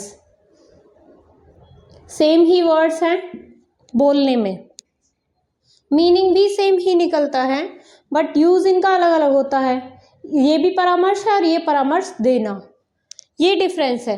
कैसे हुआ डिफरेंस? कि यहाँ पर परामर्श, कोई किसी को सलाह, किसी की सलाह के बारे में जब हम बात करते हैं तो हम इस वाले एडवाइस की बात करते हैं, ADVICE, ये वाला एडवाइस। और किसी ने हमें सलाह दी तब हम ADVISE इसका यूज़ करते हैं। किसी की सलाह, हम बता रहे हैं कि उसकी सलाह अच्छी थी, उसने मुझे ये बताया था, his advice is very valuable, उसकी जो सलाह है वो काफ़ी वैल्यूएबल है। यहाँ पर हमने CE वाले एडवाइस का यूज़ किया है। और यहाँ पर my mother advised me to work hard, कि मेरी मदर ने मुझे सलाह दी हार्ड वर्क करने की। सो यहाँ पर इस वाले एडवाइज्ड को एडवाइस S वाले को यूज़ किया है। किसी ने सलाह दी तो S वाला यूज़ करेंगे, और किसी की सलाह के बारे में बता रहे हैं कि उसकी सलाह अच्छी है, उसने मतलब वो उसकी सलाह बहुत वैल्यूएबल है, तो वहाँ पर हम CE वाले एडवाइस को यूज़ करते हैं। ठीक है, नेक्स्ट आता है हमारा, देखो फेयर। फेयर दोनों का प्रोनाउंसिएशन जो है वो फेयर ही आता है, दोनों का प्रोनाउंसिएशन यहाँ पर फेयर ही आ रहा है। FAIR फेयर मेला, FARE फेयर किराया। पहले तो आप फेयर को ही देख लीजिए, FAIR वाले को। इस फेयर का मतलब मेला होता है। एक इसी फेयर का विद सेम स्पेलिंग मतलब होता है गोरा। ठीक है, किसी को गोरा जब हमें बताना होता है तो हम बोलते हैं fair, he is very fair, she is very fair. यहाँ पर इस फेयर का मतलब हमने मेला लिखा हुआ है। Last Sunday we went to see a fair, कि आखिरी संडे हम एक मेला देखने के लिए गए थे। और इस वाले फेयर FARE फेयर, इस फेयर का मतलब है किराया। यहाँ पर हम मोस्टली अभी ऐसे वर्ड्स को समझ रहे हैं जिनकी स्पेलिंग्स अलग अलग होती है और मीनिंग भी अलग अलग होते हैं, सेम प्रोनाउंसिएशन होती है। अदरवाइज फेयर इसका मतलब सेम स्पेलिंग के साथ और भी इसकी मीनिंग होते हैं, जो मैंने आपको बताया गोरा, तो वो आगे के जो आएगा ना इसी का सिमिलर टॉपिक, वहाँ पर हम डिस्कस करेंगे ऐसे वर्ड्स जिनकी स्पेलिंग भी सेम होती है बट मीनिंग इनके अलग अलग होते हैं। ठीक है, FARE इस फेयर का मतलब है किराया, कहीं से कहीं जाने के लिए कितना किराया लगता है उसकी जब हम बात करते हैं तो FARE वाले फेयर का यूज़ करते हैं। What is the fair for Mumbai, ये पूछ रहा है कि मुंबई जाने के लिए किराया क्या है, तो यहाँ पर इस फेयर का मतलब किराया है। FARE मतलब किराया, FAIR फेयर मेला। ठीक है, नॉट नेक्स्ट है हमारा, नेक्स्ट वर्ड आता है हमारा नॉट, NOT नॉट। किसी भी चीज़ को नहीं करने के लिए जब हम बोलते हैं तो हम इस नॉट का यूज़ करते हैं। I do not like this dress, यहाँ पर आ गया ये नॉट। ठीक है, नेक्स्ट है नॉट यानी कि गांठ, टाई द नॉट केयरफुली, यहाँ पर भी नॉट ही बोल रहे हैं हम इसको, इसका के साइलेंट हो गया और बन गया नॉट। ठीक है, बट इस नॉट का मतलब NOT नॉट का मतलब होता है नहीं, और इस नॉट का मतलब होता है गांठ। I do not like this dress, मुझे ये ड्रेस पसंद नहीं है, तो यहाँ पर NOT नॉट आएगा। But tie the not carefully, of course आपको समझ में आ रहा होगा ना कि अलग अलग जब हम सेंटेंस में हम पढ़ेंगे ना तो हमें पता चल जाएगा कि यहाँ पे कौन से वाला नॉट आना चाहिए। यहाँ पर NOT नॉट नहीं आ सकता, टाई द नॉट केयरफुली, फिर तो उसका मीनिंग ही नहीं निकलता। यहाँ पर टाई करने की बात हो रही तो किस चीज़ को टाई किया जा सकता है, गांठ को, तो यहाँ पर टाई द नॉट केयरफुली। ठीक है, नेक्स्ट आता है हमारा पीस, PEACE पीस। इस पीस का मतलब है शांति। I am a peace loving person, कि भाई मैं शांति को पसंद करने वाला व्यक्ति हूँ, मुझे चारों अपने आसपास शांति का माहौल चाहिए। PIECE पीस, किसी चीज़ का टुकड़ा, कोई बड़ी चीज़ है उसका एक छोटा सा पार्ट, टुकड़ा, उसके लिए भी पीस ही बोला जाएगा। बट स्पेलिंग आप देख सकते हैं इसकी अलग है, PEACE और इसकी है PIECE। ठीक है, दोनों की अलग अलग स्पेलिंग्स है। इस पीस टुकड़ा, please give me a piece of cake, तो यहाँ पर आप इस वाले पीस का तो यूज़ नहीं कर सकते। अगर आपने इनकी हिंदी जो है इनका मीनिंग देख लिया, इस पीस का मतलब शांति आ रहा है और इस वाले पीस का मतलब आ रहा है टुकड़ा। तो क्या ये एक दूसरे की जगह ले सकते हैं? बिल्कुल नहीं ले सकते। सो प्रोनाउंसिएशन सेम है बट मीनिंग डिफरेंस है। सो यहाँ पर हमें इनकी स्पेलिंग्स को ध्यान में रखना होगा कि कौन सी स्पेलिंग के साथ उसका मीनिंग क्या बन जाता है वर्ड का। सिर्फ बोलने से ही नहीं, मीनिंग क्या बनता है वो चीज़ मैटर कर रही है यहाँ पे। ठीक है, नेक्स्ट है लूज। नेक्स्ट वर्ड आता है हमारा लूज। पहले लूज का मतलब है ढीला और दूसरे लूज का मतलब है खोना। एक ही लूज के दो मतलब नहीं, अलग अलग वर्ड हैं। आप देखिए कि एक में डबल ओ आया हुआ है और दूसरे वाले में सिंगल ओ आया है। पहला है LOOSE लूज और दूसरा है LOSE। बोल दोनों को लूज ही रहे हैं बट मीनिंग यहाँ पे डिफरेंस निकल रहा है, बिल्कुल एकदम डिफरेंट। पहले लूज का मतलब ढीला हो गया, दिस शर्ट इज लूज। अगर हमें बताना हो कोई चीज ढीली है तो हम क्या बोलेंगे? This shirt is loose. वहां पर हम डबल ओ वाला जो वर्ड है उसको यूज करेंगे। बट लूज खोना, LOSE। Don't lose your temper, कि अपना आपा मत खो। यहाँ पर जो खोने वाली बात हो रही है वो कौन से वाले वर्ड के साथ आएगी? LOSE lose. ठीक है, ये हो गया हमारा नेक्स्ट वर्ड। अगले पे आते हैं आइडल। IDOL, idol. इस आइडल का मतलब होता है मूर्ति। आगे भी आइडल है, IDLE, आइडल। इसका मतलब है बेकार या निर्जीव या निठल्ला किसी को हम बोलते हैं तो उसको हम आइडल बोलते हैं। ठीक है, आइडल जो ऊपर वाला है IDOL, आइडल, इसका मतलब निकल रहा है मूर्ति। This is a beautiful idol. हम किसी मूर्ति के बारे में बात करेंगे तो हम क्या यूज करेंगे? IDOL। याद कैसे रखोगे? DOL डॉल होता है, DOLL होता है, बट यहाँ हम सिर्फ DOL को पकड़ लेंगे पीछे से कि DOL इसका आ गया, मतलब ये मूर्ति की बात हो रही है। डॉल भी मूर्ति जैसी ही सिमिलर साउंड होती है। नेक्स्ट है हमारा राइट, WRITE, राइट। और नेक्स्ट है RIGST, राइट। दोनों बोलने में राइट ही कहे जाते हैं बट मीनिंग अलग अलग है। देखिए, इसका मतलब है राइट, लिखना, WRITE, write. I am writing a letter. कुछ भी हम राइट के बारे में बात कर रहे हैं, आई राइट विद पेन, कि मैं पेन के साथ लिखता हूँ। तो यहाँ पर लिखने को हम राइट ही बोलेंगे बट ये लिखना है तो हम क्या लिखेंगे? WRITE। बट अगर हमें बोलना हो सही, हम किसी को यू आर एब्सोल्युटली राइट, या सीधे हाथ के बारे में बात करते हैं जब हम, ये सीधे, ये सीधा है, बाएं तरफ है या दाएं तरफ है, तब हम बात करते हैं तो भी हम क्या बोलते हैं? My right hand is hurt, मेरा जो सीधा हाथ है वो हर्ट हो गया, उसमें चोट लग गई है। इस तरीके की बातें अब इसने बोली, ये भी राइट ही आया। और यू आर एब्सोल्युटली राइट अगर हम बोलते तो उसमें भी राइट ही आता। उस राइट का मतलब सही होता, इस वाले राइट का मतलब है दाहिना, दायां बायां जो होता है। ठीक है, और इस वाले WRITE वाले राइट का मतलब है लिखना।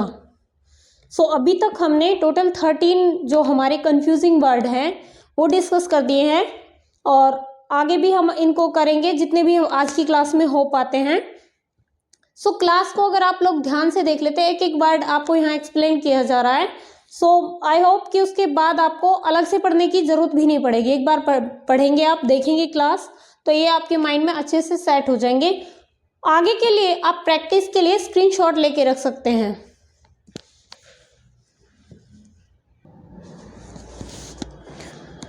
सो these are our next confusing words. हम डिस्कस कर रहे थे 13 हमने डिस्कस कर लिए थे। नेक्स्ट स्टार्ट करते हैं 14 से। Week, WEEK, week. इस वीक का मतलब होता है सप्ताह। और WEAK, वीक, ये भी वीक ही प्रोनाउंस किया जाएगा बट इसका मीनिंग होता है कमज़ोर। दोनों के अलग अलग मीनिंग हो गए। Week, 1 week has 7 days. यहाँ पर हम सप्ताह वाले वीक की बात कर रहे हैं कि 1 वीक में कितने? 7 डेज होते हैं। He is week in maths, कि वो मैथ्स में कमज़ोर है। अब यहाँ पर वीक का मतलब मेंटली भी वीक हो सकता है और फिजिकली भी वीक हो सकता है। दोनों ही वीक में हम WEAK, कोई भी कमज़ोरी अगर हमें बतानी है तो वीक WEAK, और अगर हम सप्ताह की बात कर रहे हैं तो वहाँ पर हम WEEK वीक इसका यूज़ करेंगे। ठीक है, नेक्स्ट देख लेते हैं क्वाइट। क्वाइट का मतलब होता है शांत। इस वाले क्वाइट का QUIET क्वाइट, इस क्वाइट का मतलब होता है शांत होना या शांत रहना। और QUITE क्वाइट बिल्कुल सेम ही प्रोनाउंस हो रहा है और सेम ही स्पेलिंग में भी, बस इसका ई पीछे लग गया है और इसका आगे लग गया है। सेम ही लग रहे हैं, बट इस क्वाइट का मतलब हो गया शांत और इस क्वाइट का मतलब हो गया बिल्कुल। Please keep quiet, QUIET। अगर हम शांत रहने के लिए बोलेंगे तो हम इसका यूज करेंगे प्लीज कीप क्वाइट, कि एकदम शांत हो जाओ।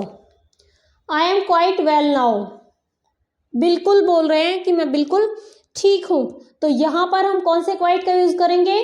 QUITE क्वाइट, इस वाले क्वाइट का हम यहाँ पर यूज करेंगे, जिससे कि हमें क्या बोलना है? बिल्कुल बोलना है।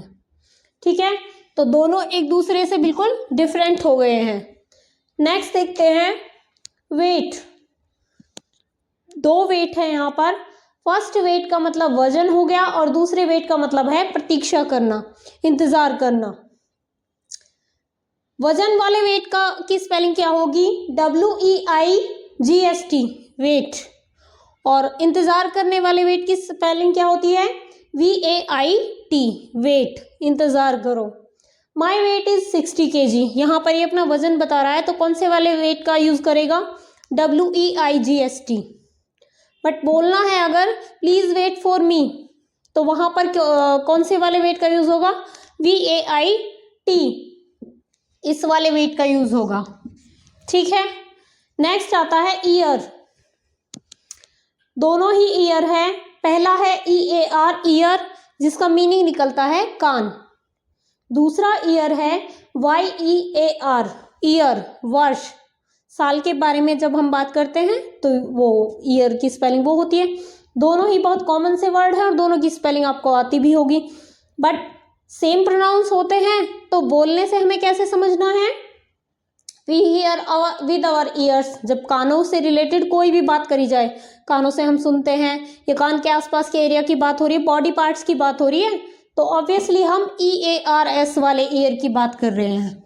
ठीक है, बट अगर दिनों की बात हो रही है तो दिनों में तो ये EAR वाला ईयर आएगा नहीं, तो कौन से वाले ईयर की बात हो रही है? YEAR वाले की। ठीक है, ये वाला ईयर यहाँ पर यूज हो रहा है। नेक्स्ट हम देखते हैं सन। दो सन हैं, दोनों की स्पेलिंग में एक वर्ड का ही डिफरेंस है, SUN और SON। SUN सन जो सूर्य होता है और SON सन बेटा। तो दोनों एक बात से ही समझ में आ गए कि दोनों बिल्कुल डिफरेंट हैं।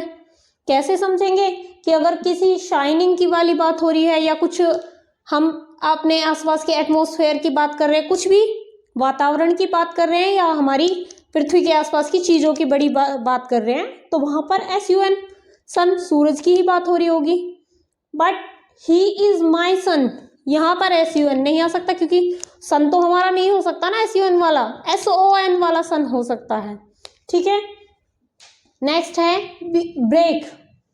दोनों वर्ड्स ब्रेक ही हैं, BRAKE ब्रेक और BREAK ब्रेक। दोनों वर्ड्स में अगर हम प्रोनाउंसिएशन देखें सेम ही है, इसकी भी ब्रेक है और इसकी भी ब्रेक है, और उसको मैंने हिंदी में लिखा हुआ है ब्रेक। इसका मतलब भी रुकना ही होता है। फिर आप कहेंगे कि इसमें डिफरेंस क्या है? ये जो ब्रेक है BRAKE वाला, ये ब्रेक जो साइकिल के ब्रेक होते हैं उसके लिए यूज होता है। ये वाली स्पेलिंग हम कहाँ लगाएंगे? जो साइकिल के ब्रेक्स होते हैं वहां पर। कौन सी स्पेलिंग? BRAKES। ठीक है, और जो ब्रेक BREAK वाली होती है, ये प्रॉपर रुकने के लिए। जरूरी नहीं है कि साइकिल के रुकने के लिए ही ये चीज कही जाए, कोई भी चीज है अगर वो रुक रही है तो वहाँ पर हम इस वाले ब्रेक को लगाएंगे। और ये वाले ब्रेक कौन से होते हैं, साइकिल में, गाड़ी में, बाइक में, जो भी ब्रेक होते हैं ये उसके लिए यूज़ की जाती है। कौन सी, my cycle has good brakes, my cycle has good brakes, तो यहाँ पर इस वाले ब्रेक को नहीं लगाएंगे, BREAK वाले ब्रेक को हम यहाँ पर नहीं लगाएंगे। हम कौन सा ब्रेक लगाएंगे, BRAKES, कि ये वाला ब्रेक यहाँ पर आ सकता है। ठीक है, I can run for 1 hour without break, कि मैं 1 घंटे तक दौड़ सकता हूँ बिना किसी ब्रेक के। तो सिमिलर मीनिंग भी हो सकते हैं, बट कहाँ पर क्या यूज़ करना है वो यहाँ पर आपको बताया जा रहा है।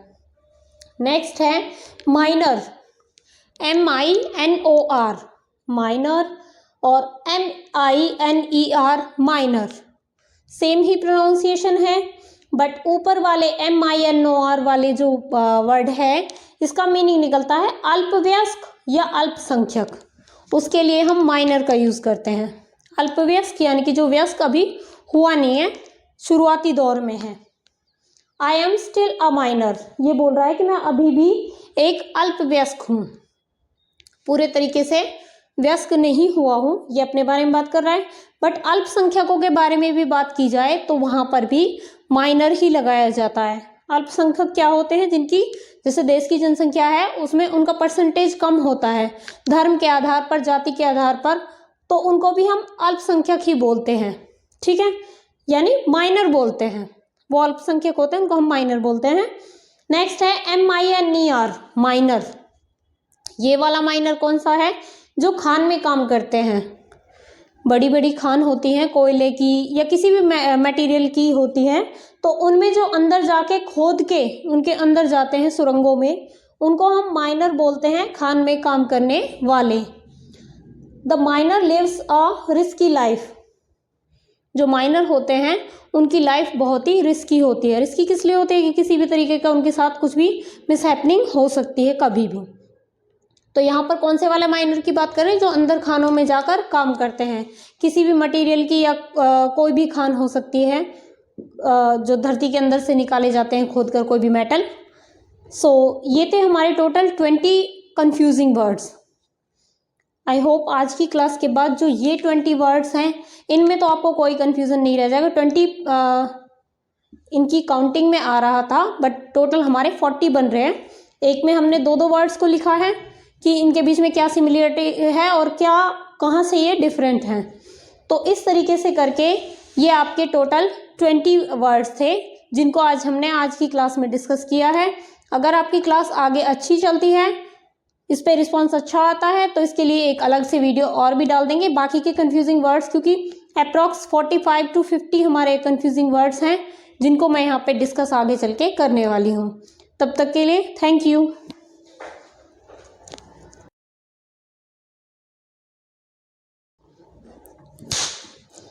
Hello everyone, welcome to Suraj Online Classes. I am Manisha and today I am going to teach you interjections. So first of all, interjections क्या होते हैं। अब से पहले हम लोग conjunctions को पढ़ रहे थे, prepositions, कुछ कुछ ऐसे वर्ड्स थे जो सेंटेंस में कहीं ना कहीं ऐड होकर उनको कुछ स्पेशल डिफाइन कर रहे थे या उनका कुछ रिलेशन बता रहे थे। तो इस तरीके से इंटरजेक्शन भी इसी सीरीज में हमारा अगला टॉपिक आता है। नाम से लगता है कि इंटरजेक्शंस मतलब कंजक्शन का कोई आसपास का कुछ होगा, बट ये इंटरजेक्शन जो है ये कंजक्शन से सिर्फ नाम में मिलता है, बाकी प्रॉपर इसका अपना यूज़ होता है। इंटरजेक्शन कुछ वर्ड्स होते हैं जिनको कि हम डेफिनेशन के साथ सबसे पहले देख लेते हैं। An interjection is a short word और फ्रेज और just letters used to express sudden feelings such as joy, sadness, shock, fear, tension, anger, love, happiness, etc. So, interjections क्या होते हैं, ऐसे कुछ शॉर्ट वर्ड्स होते हैं या फ्रेज होते हैं या कुछ जस्ट लेटर्स होते हैं जिनको कि हम एकदम से अचानक से हमें कुछ भी कोई फीलिंग आती है, चाहे वो खुशी की है, दुख की है, गुस्से की है या पेन की है, वो सभी फीलिंग्स को एक्सप्रेस करने के लिए जिन वर्ड्स का हम यूज करते हैं उनको हम क्या कहते हैं, इंटरजेक्शंस कहते हैं। It often stands alone unconnected to a sentence, और अधिकतर क्या होता है कि सेंटेंस पूरा बाद में आएगा, पहले उसके इंटरजेक्शन आ जाता है। तो इंटरजेक्शन है वो सेपरेट होता है सेंटेंस से, बट वो क्या ऐड करता है, जो इंटरजेक्शन सामने लगाया होगा हम बाकी के सेंटेंस को तभी समझ पाएंगे कि सामने वाला खुशी होकर ये बात बोल रहा है या दुख के साथ बोल रहा है। बहुत बार सेंटेंस होते हैं जो नॉर्मली एक्सप्रेस कर दिया जाता है, मतलब बोल दिया जाता है, तो उसमें हम ये कैसे पता लगाएंगे कि वो खुश हो रहा है। तो सपोज किसी की टीम जीत गई है, कोई बंदा किसी टीम को सपोर्ट कर रहा है तो वो उस टीम के लिए बोल रहा है। अगर उसकी टीम नहीं, जिस टीम को वो सपोर्ट कर रहा है वो जीत गई है तो वो खुश होकर बोलेगा, तो वहां पर हुर्रे उसने ऐड कर दिया, तो दैट मीन्स वो खुशी के साथ अपनी फीलिंग को एक्सप्रेस कर रहा है। तो ये यहाँ पर इसका यूज हो गया, इंटरजेक्शन का क्या यूज हो गया कि ये फीलिंग्स को बताने के लिए, चाहे वो खुशी की हो, दुख की हो, या दर्द की, या गुस्से की, एंगर वाली। एग्जाम्पल देख लेते हैं। Hurray we won the match, इसमें अगर ये सेंटेंस होता we won the match, simply लिखा होता we won the match, so हम नहीं समझ पाते कि बस वो सिंपल बता रहा है कोई कि हमने मैच जीत लिया। अब वो खुशी के साथ बता रहा है, हुर्रे उसमें आगे ऐड हो गया, दैट मीन्स वो बहुत ज़्यादा खुश है अपनी मैच जीतने से। ठीक है, नेक्स्ट है, तो यहाँ पर कौन सी फीलिंग आई थी हुर्रे में, उसकी हैप्पीनेस की, हैप्पी। नेक्स्ट है ouch I am badly hurt, उसने क्या कहा कि मुझे बहुत तेजी से लगी। सो मैंने आपको बताया था कि कैसी भी फीलिंग हो, चाहे दर्द की हो, गुस्से की हो, खुशी की हो, कैसी भी फीलिंग हो, उसको एक्सप्रेस हम किसके द्वारा करते हैं, हमारे इंटरजेक्शंस के द्वारा। यहाँ पर इसने बोला ouch I am badly hurt, अगर वो बता रहा होता I am badly hurt, that means it's a simple sentence. वहां पर अब उसने आउच के साथ बताया, दैट मीन्स वो अपना पेन वहां पर बता रहा है, एक्सप्रेस कर रहा है। सो ये आउच जो वर्ड है ये किसको डिफाइन कर रहा है, किसके बारे में बता रहा है, पेन के बारे में। पेन वाली फीलिंग इससे डिफाइन हुई है उसकी। ठीक है, इसी तरीके से बहुत सारे वर्ड्स होते हैं जिनको हम वन बाय वन करके आज समझेंगे कि किसका कहाँ पर क्या यूज होता है। बहुत छोटा सा टॉपिक है जो इंटरजेक्शन वाला है हमारा, कुल मिला के 8-10 हमारे जो मेन सेंटेंसेस होते हैं, जो इंटरजेक्शन के वर्ड होते हैं, उनकी हम मीनिंग समझ लेंगे, उन्हें हम समझ लेंगे कि हम यहाँ इन्हें कहाँ पर यूज करते हैं, दैट्स इट। उससे आगे हमें को बहुत ज़्यादा उनको में डीप में जाने की ज़रूरत नहीं है।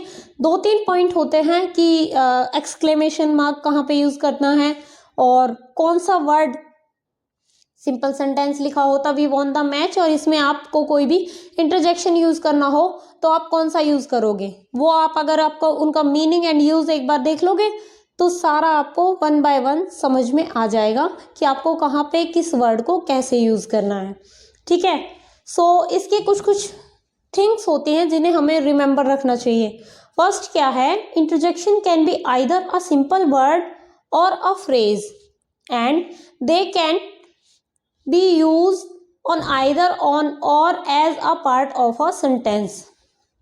जैसा कि मैंने आपको बताया कि इंटरजेक्शंस अगर ये सिंपल बोल देता ना, वो क्रिकेट के मैदान में है या जहाँ पर जो कोई भी उसका गेम चल रहा था, मैच जो चल रहा था, अगर वो पर्सन उस मैदान में होता सो उसको कंप्लीट सेंटेंस बोलने की भी ज़रूरत नहीं थी। आसपास के लोगों को पता होता कि ये बंदा इस टीम से बिलोंग करता है, सो वो सिंपल अगर वो हुर्रे भी बोलता तब भी उसका पूरा जो वो कहना चाह रहा है वो वहाँ पर एक्सप्रेस हो जाता। हुर्रे अगर उसने बोल दिया, उसे अकेले भी यूज़ किया जा सकता है, जैसे हम अब से पहले कंजक्शंस प्रीपोजिशन उन्हें सिंगली यूज़ नहीं कर पा रहे थे कि अकेला एक वर्ड उठाया और उसको यूज़ कर लिया, ऐसे हम उनको ये नहीं यूज़ कर पा रहे थे। बट ये क्या है इंटरजेक्शन, इन्हें हम सिंगल भी यूज़ कर सकते हैं। वो अगर हुर्रे सिंपल भी बोलता, उसी से पता चल जाता कि वो बंदा अपनी खुशी यहाँ पर व्यक्त कर रहा है। ठीक है, तो उसे सिंगल वर्ड और फ्रेज की तरह भी यूज़ किया जा सकता है, अपने आप में वो संपूर्ण हो सकता है, प्लस एक सेंटेंस में भी उसको ऐड करके यूज़ किया जा सकता है, जैसा हमने यहाँ पे यूज़ किया है। ठीक है, नेक्स्ट हमें क्या याद रखना होता है, ये तो हो गई एक सिंपल सी चीज़ इंटरजेक्शन के बारे में, जो मैंने आपको एक अच्छे से बता दी है। पहली चीज़ क्या थी कि कैसी भी फीलिंग हो, खुशी की हो, दुख की हो, एंगर की हो, पेन की हो, सभी तरह की फीलिंग्स को जहाँ पर हम एक्सप्रेस करने के लिए जिन वर्ड्स या फ्रेजेस का यूज़ करते हैं उन्हें हम क्या बोलते हैं, इंटरजेक्शन बोलते हैं। सेकंड थिंग कि हमें इसमें एक्सक्लेमेशन मार्क यूज़ करना होता है। आपने देखा होगा यहाँ पे हमने एक्सक्लेमेशन मार्क यूज़ किया, तो हिंदी में हम इनको विस्मयादि बोधक शब्द भी कहते हैं। तो जितने भी ये विस्मयादि बोधक शब्द होते हैं इनमें एक्सक्लेमेशन मार्क से ही हम उनको पहचान जाते हैं कि जहाँ पर एक्सक्लेमेशन मार्क लगा होगा दैट मीन्स ये हिंदी में विस्मयादि बोधक और इंग्लिश में इंटरजेक्शंस हैं। ठीक है, तो अब जो हमारा नेक्स्ट पॉइंट आता है वो इसी से रिलेटेड आता है कि एक्सक्लेमेशन मार्क होगा, बट कहाँ होगा। पहला है, अगर एक्सक्लेमेशन जो ये हमारे इंटरजेक्शन है स्टार्टिंग में हमने यूज़ किए हैं, तो हमने स्टार्टिंग में यहाँ पे दोनों एग्जाम्पल स्टार्टिंग वाले के ही हैं। तो अगर हमारा स्टार्टिंग में यूज़ हुआ है एक्सक्लेमेशन मार्क जो इंटरजेक्शन है, तो एक्सक्लेमेशन मार्क उसके जस्ट बाद में ऐड किया जाता है। और मोस्ट ऑफ द वर्ड्स में, बहुत रेयर केसेस होते हैं जिनमें हम जो हमारे इंटरजेक्शन होते हैं उनको सेंटेंस के बीच में ऐड करते हैं या एंड उसके साथ ऐड करते हैं। वो एंड कब होती है, जब मैंने आपको बताया कि कंप्लीट सेंटेंस ही हमारा उसी से बन जाए, इंटरजेक्शन के साथ ही हमारा सेंटेंस कंप्लीट हो जाता है, तो वहां पर एंड में आएगा। कॉमन सेंस, सिंपली इसमें पहले जहां वर्ड आया वर्ड के जस्ट बाद एक्सक्लेमेशन मार्क, अगर वर्ड स्टार्टिंग में आ गया हमारा इंटरजेक्शन वाला। ठीक है, पहला यही है।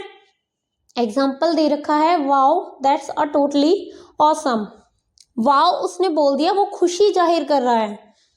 वाओ के साथ कौन सी फीलिंग आ गई उसकी, खुशी वाली। सो वाओ उसने बोला एंड देन आफ्टर दैट वहां पे आ गया हमारा एक्सक्लेमेशन मार्क।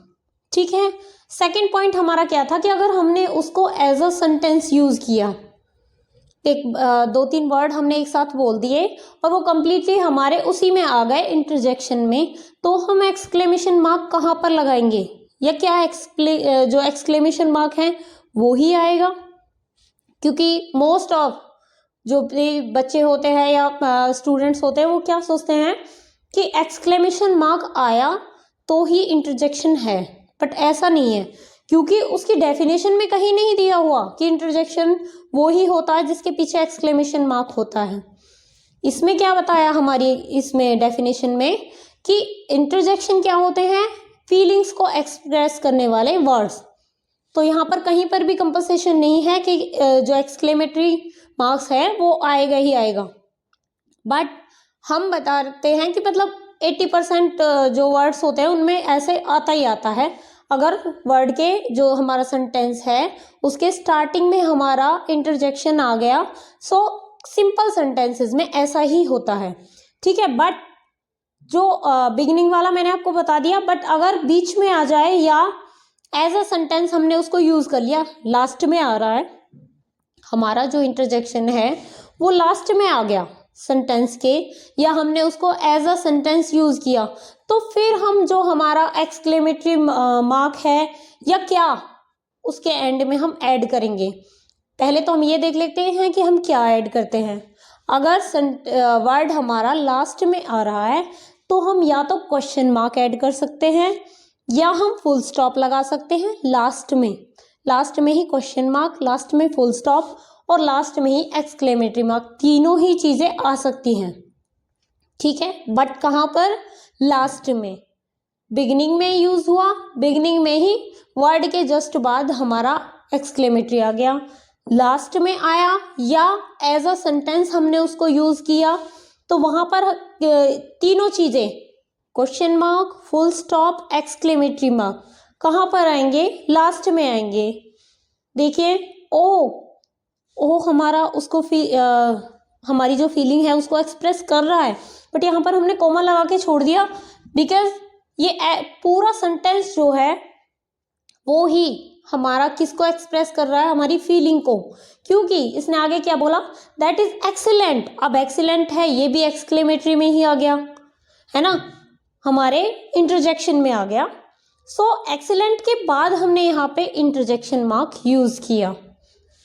एक बार फिर से देखते हैं कि इसमें पहले आया था, यहाँ पर हमने एक्सक्लेमेटरी मार्क को यूज किया क्योंकि बिगिनिंग में हमने इंटरजेक्शन यूज किया। देन हमने उसको एज अ सेंटेंस यानी कि कंप्लीट सेंटेंस हमारा बन रहा था, किसका, जो इंटरजेक्शन वाला है वो कंप्लीट सेंटेंस हमारा बन रहा था। देन हमने उसको लास्ट में ऐड किया एक्सक्लेमेटरी मार्क। कुछ वर्ड या कुछ सेंटेंस ऐसे भी होते हैं जिनके लास्ट में हमें क्वेश्चन मार्क भी ऐड करना पड़ता है या फुल स्टॉप भी ऐड करना पड़ता है। तो इस बात को लेके कंफ्यूज नहीं होना है कि अगर इसके लास्ट में एक्सक्लेमेटरी मार्क नहीं आया तो ये हमारा इंटरजेक्शन वाला वर्ड है ही नहीं। इंटरजेक्शन वहाँ भी हो सकता है जहाँ पर भी हमारी फीलिंग एक्सप्रेस की गई हो, कोई भी हैप्पीनेस की, सैड की, एंग्री की, कोई भी फीलिंग होगी जहाँ पर एक्सप्रेस की जाएगी वहाँ पर इंटरजेक्शन होगा ही। ठीक है, नेक्स्ट पे आते हैं मिडिल में। अगर मिडिल में कोई भी वर्ड यूज किया जाए, इंटरजेक्शन का यूज अगर हम मिडिल में कर लें तो फिर हम क्या लगाएंगे, अगर सारी चीजों में सेम ही चलती तो फिर तो मैं आपको स्टार्टिंग में ही बोल देती कि सब कहीं जहां पर इंटरजेक्शन आएगा वहां पे एक्सक्लेमेटरी आ जाएगा, बट ऐसा नहीं है। मैंने आपको बताया कि बिगिनिंग में आया तो एक्सक्लेमेटरी यूज किया, लास्ट में आया या एज अ सेंटेंस हमने उसको यूज किया, देन हम वहां पर तीनों चीजें लगा सकते हैं, question mark, full stop and हमारा एक्सक्लेमेटरी मार्क। अब बात आती है, रह जाता है सेंटेंस के बीच में कि अगर बीच में कोई वर्ड आ रहा है तो उसको हम क्या करेंगे, क्या उसके पीछे एक्सक्लेमेटरी मार्क नहीं लगता या उसको हम कैसे लिखेंगे। सो इसमें दे रखा है, यहां पर है ये कोमा, एक कोमा आगे एक कोमा पीछे, वर्ड के आगे भी कोमा और वर्ड के पीछे भी comma. This soup, simple sentence है, शुरुआत हो गई हमारी एकदम साधारण सी। Oh this is just terrible, उसने पहले सूप के बारे में बताया, फिर वो रुकता है, यहाँ पे कोमा आ गई, देन ओ उसने यूज किया, ये हमारा इंटरजेक्शन है, फीलिंग को एक्सप्रेस कर रहा है। इज जस्ट टेरिबल, उसने क्या बताया कि ये सूप बहुत ही बुरा है, उसे अच्छा नहीं लगा, तो यहाँ पर हमने बीच में इसको यूज किया। और बीच में यूज कैसे किया, आगे भी कोमा और पीछे भी कोमा, इस तरीके से हमारे जो इंटरजेक्शन है वो यूज किए जाते हैं। आई होप इतना आपको बिल्कुल क्लियर हो गया होगा सारी चीजें। पहली बात, इंटरजेक्शन क्या होते हैं। इंटरजेक्शन ऐसे वर्ड्स या फ्रेजेस होते हैं जो हमारी फीलिंग्स को एक्सप्रेस करते हैं। देन आता है कि इंटरजेक्शन क्या सिंपल वर्ड होते हैं या सेंटेंस होते हैं। सो उसको भी हमने यहाँ पर क्लियर कर लिया कि word as a simple word भी हम उसको यूज कर सकते हैं और पूरा कंप्लीट सेंटेंस में भी हम उसको यूज कर सकते हैं। अगर हम उसको सिंगल वर्ड भी लिखेंगे ना उसका, तो उसका भी मीनिंग निकलेगा। ऐसा नहीं होगा कि सिंगल वर्ड लिख दिया इंटरजेक्शन वाला तो उससे हमें मतलब हम ये बोलेंगे कि ये अधूरा है सेंटेंस, नहीं, क्योंकि हमें फीलिंग एक्सप्रेस करनी है और वो एक वर्ड भी हमारी फीलिंग को वहां पर बता देगा कि हम यहाँ पर क्या कहना चाह रहे हैं। सपोज हमने लिखा वाओ, दैट मीन्स हम खुश हैं, हुर्रे, इस तरीके की चीजें हम मतलब हम क्या कहना चाह रहे हैं कि हम अपनी खुशी जाहिर कर रहे हैं। क्लियर।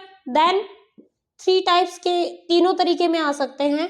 मोस्ट ऑफ 80% जो सेंटेंसेस होते हैं उनकी बिगिनिंग में ही हमारे ये आ जाते हैं वर्ड्स। अगर आप सिंपल वे पे जाते हो तो वहां पर बिगिनिंग में हमारे ये सेंटेंस आ गए जो भी वर्ड्स हैं इंटरजेक्शन वाले, और उसके बाद एक्सक्लेमेशन मार्क आ जाता है।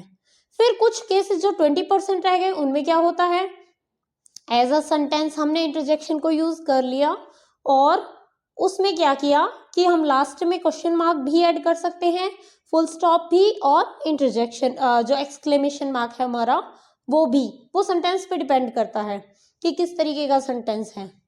नेक्स्ट, मिडिल में अगर आ रहा हो तो हम क्या करेंगे, उस जो भी हमारा इंटरजेक्शन है उसके पहले भी कॉमा लगाया जाएगा, देन उसके बाद में भी कॉमा लगाया जाएगा। ठीक है।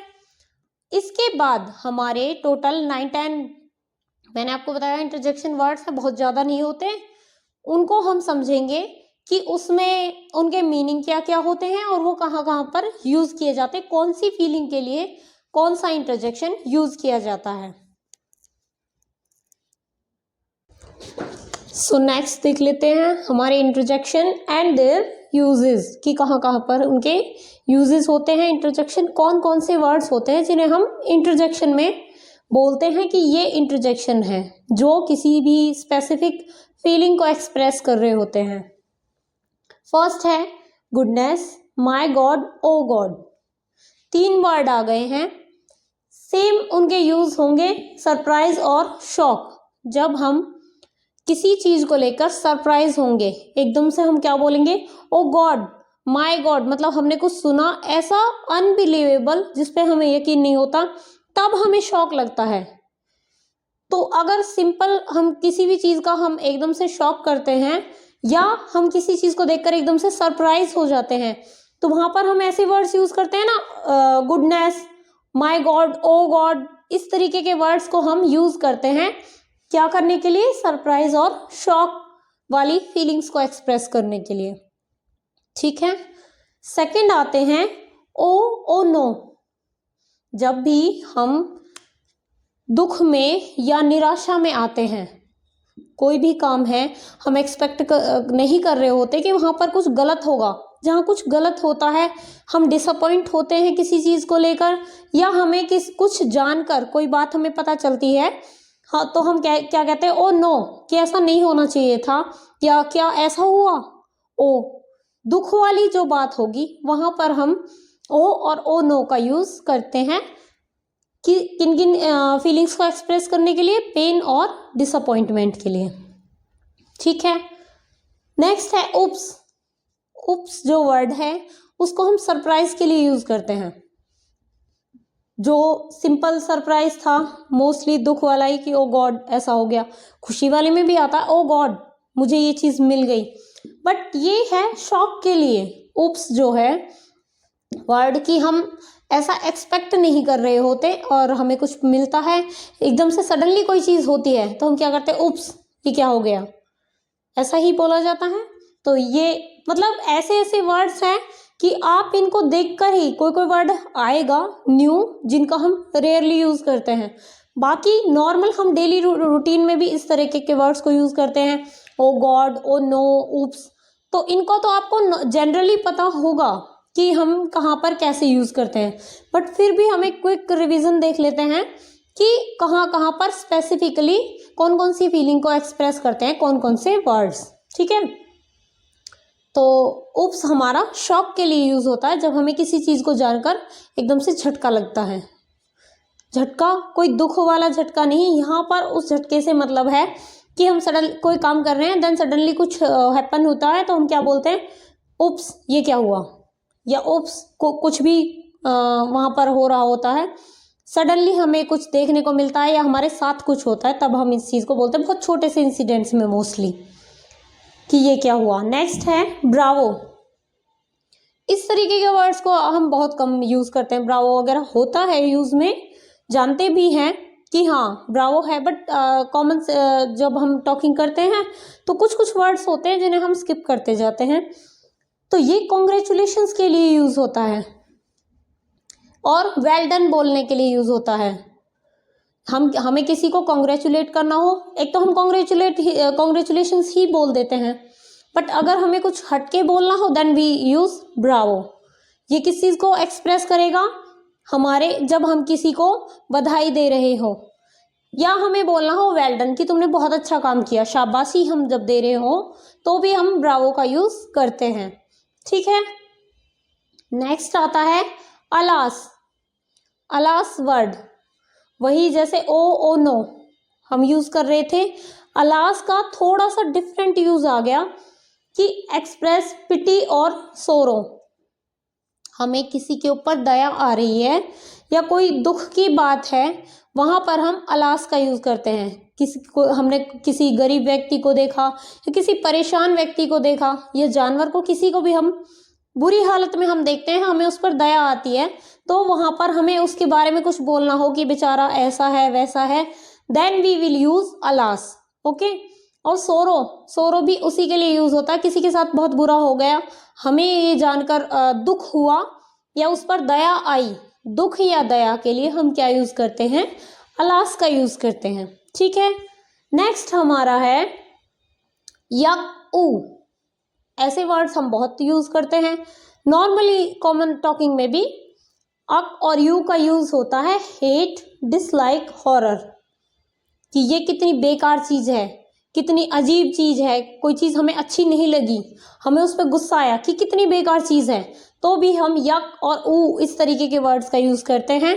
देन हमें पसंद नहीं आई या हमें उससे नफरत हुई, घृणा हुई, कुछ भी हुआ, अच्छा नहीं लगा, तो हम यक और ऊ का यूज करते हैं। देन हॉरर, कोई अजीब सी, अनजानी सी, अजीब सी, डरावनी चीज हमें लगती है, तो वहां पर भी हम ऊ का यूज करते हैं। ठीक है। नेक्स्ट वर्ड आ गया हमारा 7th नंबर, अ और अहा। अ और अहा, इनका यूज कहाँ पर करते हैं हम, प्लेजर, सरप्राइज और अंडरस्टैंडिंग। जब हमें बहुत आनंद आ जाए, ओ ये हो गया, आहा मैं यहाँ पर आ गया, इस तरीके की बातें जब हमें बोलनी होंगी, देन वी विल यूज आ और आहा। और अंडरस्टैंडिंग, आहा ऐसा हुआ, इस तरीके की बातें हम नॉर्मल टॉकिंग में भी बोलते हैं। तो अंडरस्टैंडिंग जहाँ हमें दिखानी हो कि कोई बंदा हमें बात बता रहा है हमारे सामने कि ऐसा हुआ, इस तरीके से उसने हमारे सामने एक्सप्लेन किया, काफी देर हमने उसे बैठ के सुना, देन हम बोलते हैं आहा अच्छा ऐसा हुआ।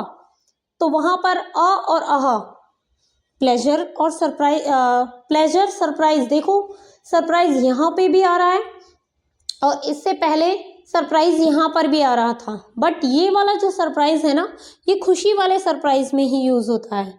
ऐसा नहीं है कोई दुख की सरप्राइज वाली, अरे उसके साथ ऐसा हो गया, तो वहां पर हम इस तरीके से जल्दी से यूज नहीं करते। ठीक है। मोस्टली हम खुशी वाले जो वर्ड्स होते हैं उनके साथ ही अ और आहा का यूज करते हैं। ओ का यूज दुख वाले सरप्राइज के लिए करते हैं। ठीक है। नेक्स्ट आ गया और सेम ही वर्ड है और बहुत ज्यादा यूज किया जाता है। जो वर्ड है थॉटफुलनेस, जब कोई विचारों में खोया हुआ हो व्यक्ति और हम उससे कुछ पूछ रहे हो तो वो हामी भरेगा हाँ, बट थॉटफुलनेस यहाँ पर क्या है कि वो सोच विचार कर बोल रहा है ऐसा हुआ। और डाउट, जब वो पूछता इस तरीके से करके, मतलब वो क्वेश्चन कर रहा है हमसे। और बोलने वाले दो ही वर्ड है, बट हर व्यक्ति इस बात को समझता है। जब हम बात कर रहे होते हैं तो शॉर्ट में बहुत बोलते हैं बोल रहा है, मतलब हम समझ गए कि ये हामी भर रहा है हमारी बात की, बट बोल रहा है तो वो हमसे पूछ रहा है कि क्या ऐसा हुआ, सच में ऐसा है, क्या कहा तुमने, इस तरीके की बात जब वो जानना चाह रहा है तो का यूज करेगा। ठीक है। नेक्स्ट है वाओ। वाओ का यूज कहाँ पे होता है, जब हम तारीफ करते हैं किसी की, वाओ तुमने ऐसा कर दिया, या वाओ ये चीज बहुत अच्छी है। अच्छाई जब कहीं पर बताते हैं, हमें कुछ अच्छा लगता है, तब हम वाओ का यूज करते हैं। प्लस एक्साइटेड जब हम होते हैं, एक तो हमें कोई चीज बहुत अच्छी लग गई तब हम वाओ बोलते हैं, कोई चीज या कोई काम, या एक्साइटेड होते हैं कि वाओ हम ये चीज करेंगे, हम वहां पर जाएंगे, कुछ भी किसी के लिए कोई एक्साइटमेंट वाली चीज हो सकती है, तो वहां पर वो वाओ का यूज करता है। ठीक है। नेक्स्ट है हमारा yippee या, ये भी आपको पता ही होगा कि ये हम ऐसा करेंगे, yippee हमें ये चीज मिल गई। तो इस तरीके की चीजें कहाँ पर यूज होते हैं, इस तरीके के वर्ड्स, जब हम जॉय खुशी में होते हैं और एक्साइटमेंट होते हैं, खुशी के साथ हम एक्साइटेड जब हो जाते हैं तब हम इस तरीके के वर्ड्स बोलते हैं, कोई खुशी वाली बात पे एक्साइटेड होना। वाओ में भी एक्साइटेड आ गया और इसमें भी एक्साइटमेंट आ गया। अब यहाँ पर कंफ्यूज तो नहीं होना चाहिए मेरे हिसाब से, क्योंकि ऐसे वर्ड्स हैं जहाँ पर आप लोग कॉमन सेंस में भी जब कॉमन टॉकिंग होती है तो भी आप इनको यूज करते ही हैं।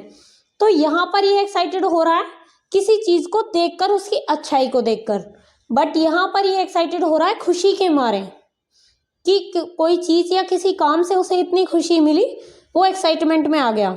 ठीक है। सो ये थे हमारे जो इंटरजेक्शन के मेन वर्ड्स जिनको हम यूज़ करते हैं अधिकतर, उनको कहाँ पर यूज़ किया जाता है मैंने आपको बता दिया, कौन कौन सी फीलिंग को वो एक्सप्रेस करते हैं। ठीक है, सो आगे अब हम इनके जो यूजेस होते हैं, मतलब आपके एग्जाम्पल में किस तरीके से क्वेश्चंस आते हैं, हमें कैसे उनको ऐड करना होता है, हमारे जो इंटरजेक्शन हैं किस तरीके से आपसे पूछे जाएंगे एग्जाम्स में, इतना तो आपने देख लिया। तो आप यहाँ पे कंफ्यूज हो जाएंगे कि क्या हमें सेंटेंस मेकिंग करनी है इसमें, इतना तो हमने समझ लिया, बट इसका एग्जामिनेशंस में क्या रोल होगा, किस टाइप के क्वेश्चन आएंगे। सो आगे मैं आपको उसी की एक्सरसाइज करवाने वाली हूँ। हम 10 या 12 जितने भी हमारे एक्सरसाइज हो पाएंगे उतना हम यहाँ पे करते हैं कवर, उन क्वेश्चंस को हम सॉल्व करेंगे और देन वी विल श्योर कि अब हमें ये इंटरजेक्शन वाला टॉपिक क्लियर हो गया है। ठीक है, सो यस, ये रही हमारी एक्सरसाइजेस। अब हम इनको 1 बाय 1 सॉल्व करके देखेंगे। तो हम डिस्कस कर रहे थे कि एग्जाम में किस तरीके से पूछा जाता है। एक तो तरीका होता है कि आपको सेंटेंसेस दिए होंगे और उनमें से आपको पहचानना है कि इंटरजेक्शन हमारा कौन सा है। वो बहुत इजी तरीका होता है। आपने वर्ड्स देख ही लिए कि कौन कौन से वर्ड्स होते हैं, स्पेसिफिक वर्ड होते हैं जिनको अगर हम अलग से भी बोलें तो उनका मीनिंग निकलता है, हम उनसे फीलिंग उनसे एक्सप्रेस हो रही होती है। सो उनको हम इजीली फाइंड आउट कर सकते हैं इंटरजेक्शन वाला टॉपिक कंप्लीट करने के बाद। देन आता है कि कौन सा इंटरजेक्शन इसमें सूट होता है, उसको हमें यहाँ पे फिलअप करना है। एक थर्ड वे जो हमारा पूछा जाता है उसमें क्या होता है कि आपको सेंटेंस दिया होगा और पहचानना है सेंटेंस को पढ़ के कि ये कौन सी फीलिंग को यहाँ पे एक्सप्रेस कर रहा है। ठीक है, तो वो हम यहाँ पे साथ साथ देख लेंगे। फर्स्ट तो ये फिलअप्स दिए हुए हैं, आपको ऑप्शंस दिए होंगे उनमें से कि कौन सा इसमें सूट कर रहा है। सेंटेंस को पढ़ के समझना है। सो नाइस, ये यहाँ पे खुशी जाहिर कर रहा है। सो हैप्पीनेस के लिए मैंने आपको बताया था कि कौन सी चीज़, कि हम किसी चीज़ की तारीफ कर रहे हैं, प्रेज कर रहे हैं। नाइस, सो नाइस, वो तारीफ ही कर रहा है। सो यहाँ पर क्या आएगा, वाओ, पहला हमारा वाओ पहले वाले में। सेकंड है this shoe hurts me, hurt वाली, पेन वाली जो फीलिंग थी वो किससे एक्सप्रेस हो रही थी। स्टार्टिंग में एक वर्ड भी बताया था, वो भी हर्ट वाला ही था। सो इसमें आउच, जो आउच वर्ड है वो वहाँ पर पेन वाली जो हमारी फीलिंग होगी ना उसको एक्सप्रेस कर रहा है। इसकी जगह हम और कुछ भी रख के देखें तो वो वहाँ पर सूट नहीं होते। अब ऐसा तो है नहीं कि जो ऑप्शन है उसको आप वहाँ पे रख के देखेंगे। सो सबसे ईजी तरीका तो यही है, आप माइंड में हर किसी का यूज़ रखेंगे कि किस वर्ड का कौन सी फीलिंग को एक्सप्रेस करने के लिए यूज़ किया जाता है, तब आप बहुत इजीली कर पाएंगे। हार्ड कभी भी नहीं है, बट क्या है आपका टाइम वेस्ट हो जाएगा। आप इन सबको यहाँ पे सेट करके देखेंगे वो नहीं आएंगे, आपको उन सब के मीनिंग पता है। तो सबसे पहले तो आप उस वर्ड को ढूंढेंगे वो है या नहीं है ऑप्शन में। ठीक है, ऑब्वियसली वो वहाँ पर होगा क्योंकि इसका कोई रिप्लेसमेंट नहीं होता। फीलिंग्स तो उन्हीं वर्ड से ही जाहिर की जा सकती हैं जो मैंने आपको बताई थी। नेक्स्ट है she could not pass again. अब उसके बारे में जो किसी के बारे में ये बता रहे हैं कि वो दोबारा भी पास नहीं हो सकी, तो कौन सी वाली फीलिंग आएगी, दुख की। या तो हम अ यूज़ कर सकते हैं या हम ओ यूज़ कर सकते हैं, दोनों को ही यूज़ कर सकते हैं। हमने यहाँ पे यूज़ किया अ का।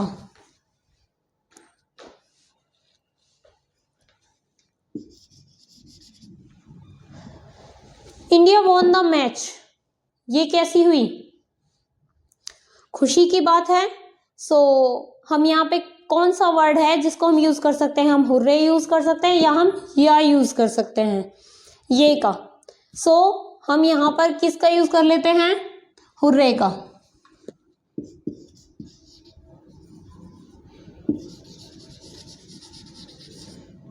नेक्स्ट है that was a really brave thing to do, हम किसी को शाबाशी दे रहे हैं। सो यहाँ पे कौन सा वर्ड आ सकता है शाबाशी देने के लिए, तो एक ही बताया था, ब्रावो। सो यहाँ पे हम क्या लगा सकते हैं, ब्रावो। अब आपकी चीज़ें रिमाइंड होती चलेंगी कि पीछे जो वर्ड्स के मीनिंग बताए थे आपको अब से पहले जो बताए गए थे आप वहाँ पे रुक के स्क्रीनशॉट भी ले सकते हैं, फिर उनको एक बार लर्न कर सकते हैं। देन जब हम एक्सरसाइज करेंगे ना तो हमारी रिवीजन हो जाती है कि हमें वो अच्छे से याद हुए या नहीं हुए, हमें उनके मीनिंग अच्छे से पता है या नहीं पता है। मीनिंग पता लगते ही हम यूज़ बहुत ईजीली कर सकते हैं। नेक्स्ट है इट ब्रोक अगेन। अब कोई चीज़ टूट गई है दोबारा से, हम उसके लिए बोल रहे हैं तो खुशी की बात तो वो होगी नहीं, तो वहाँ पे क्या आएगा, ओ। नेक्स्ट है I got my favourite book. ये कैसी हुई, खुशी की या दुख की? सो ये हमारी यहाँ पर कैसी खुशी की फीलिंग आ रही है यहाँ पर या दुख की वाली? इनमें से देखेंगे आ सकता है, अलास आ सकता है, रियली आ सकता है, या ये आ सकता है, ये आ सकता है कि ये मुझे मेरी बुक मिल गई। नेक्स्ट है I could finish my work on time. ये कुछ चीज़ों पे जिन पे हमें विश्वास नहीं होता वहाँ पर हम क्या यूज़ कर सकते हैं, क्या हम का यूज़ कर सकते हैं? अलास का तो हमने दुख के लिए बताया था, उनका मतलब हम डाउटफुल होते हैं तब किया। रियली का, रियली क्या सच में? और बाकी हमारा कोई ऑप्शन अभी बचता नहीं है, तो हम यहाँ पे क्या लगा सकते हैं, रियली क्या सच में? हम बहुत सारी चीज़ों के लिए हम बोलते हैं ना सच में ऐसा हो गया। सो यहाँ पर ये बोल रहा है कि क्या मेरा जो काम है वो टाइम पर हो सका, तो यहाँ पर इसने रियली का यूज़ किया। नेक्स्ट है let me check my time table. मैं मेरा टाइम टेबल चेक करता हूँ। टाइम टेबल हम कब चेक करते हैं, जब हम डाउटफुल होते हैं, किसी चीज़ का हमने कुछ बोला है या सोचा है कि उस टाइम पे करेंगे, तो जब हम कंफ्यूज होते हैं तब हम टाइम टेबल को चेक करते हैं। तो डाउटफुल में हम क्या यूज़ करते हैं,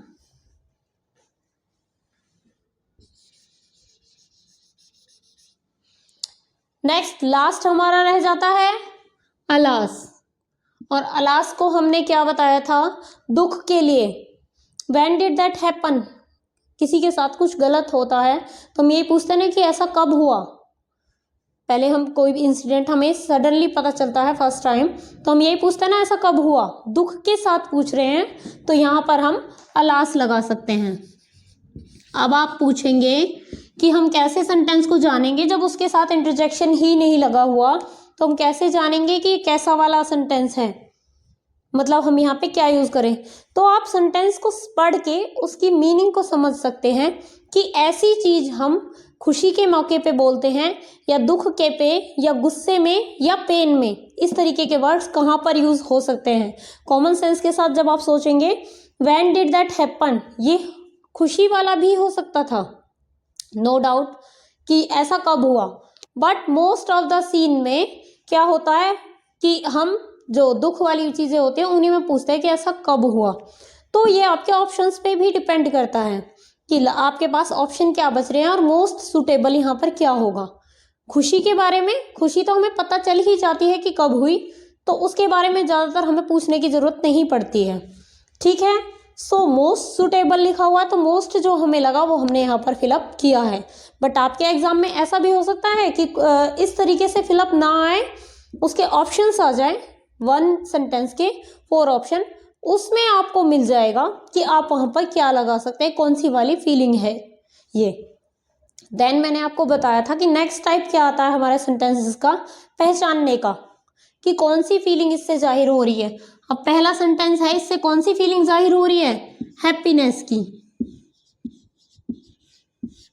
सेकंड वाले में पेन की, थर्ड वाले में सैड, फोर्थ वाले में हैप्पी, और नेक्स्ट फिफ्थ में ये आपको क्या बताई थी, किसी को शाबाशी देने की या कॉन्ग्रेचुलेट की।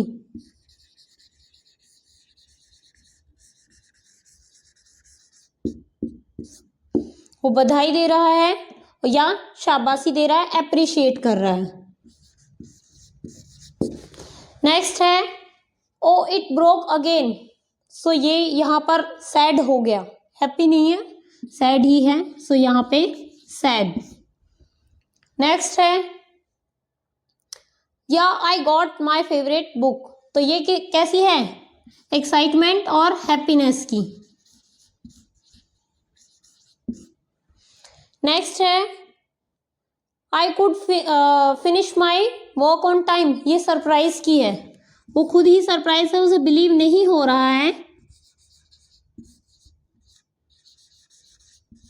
कि मेरा काम टाइम पे हो सका है या नहीं हो सका है। Next time let me check my time table, ये डाउटफुलनेस की है।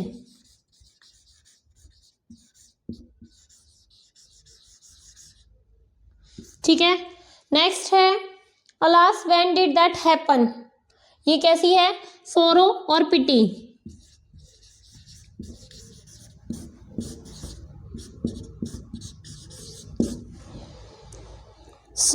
इस क्लास के बाद आई होप आपको ये पूरा चैप्टर जो है इंट्रोडक्शन का ये कंप्लीट समझ में आ गया होगा। और अगर आपको वीडियो समझ में आई है तो आप वीडियो को लाइक करेंगे, देन इस सीरीज को आप कंटिन्यू करेंगे। यहाँ पर आपको 6th क्लास सैनिक स्कूल के जितना भी इंग्लिश ग्रामर का सिलेबस होता है वो सारा 1 बाय 1 करवाया जा रहा है।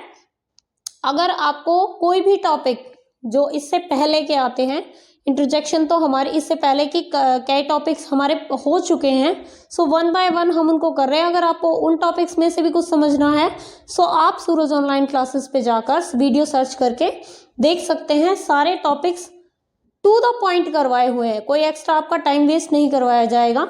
और अगर आपको वीडियो पसंद आती है तो लाइक ज़रूर करें।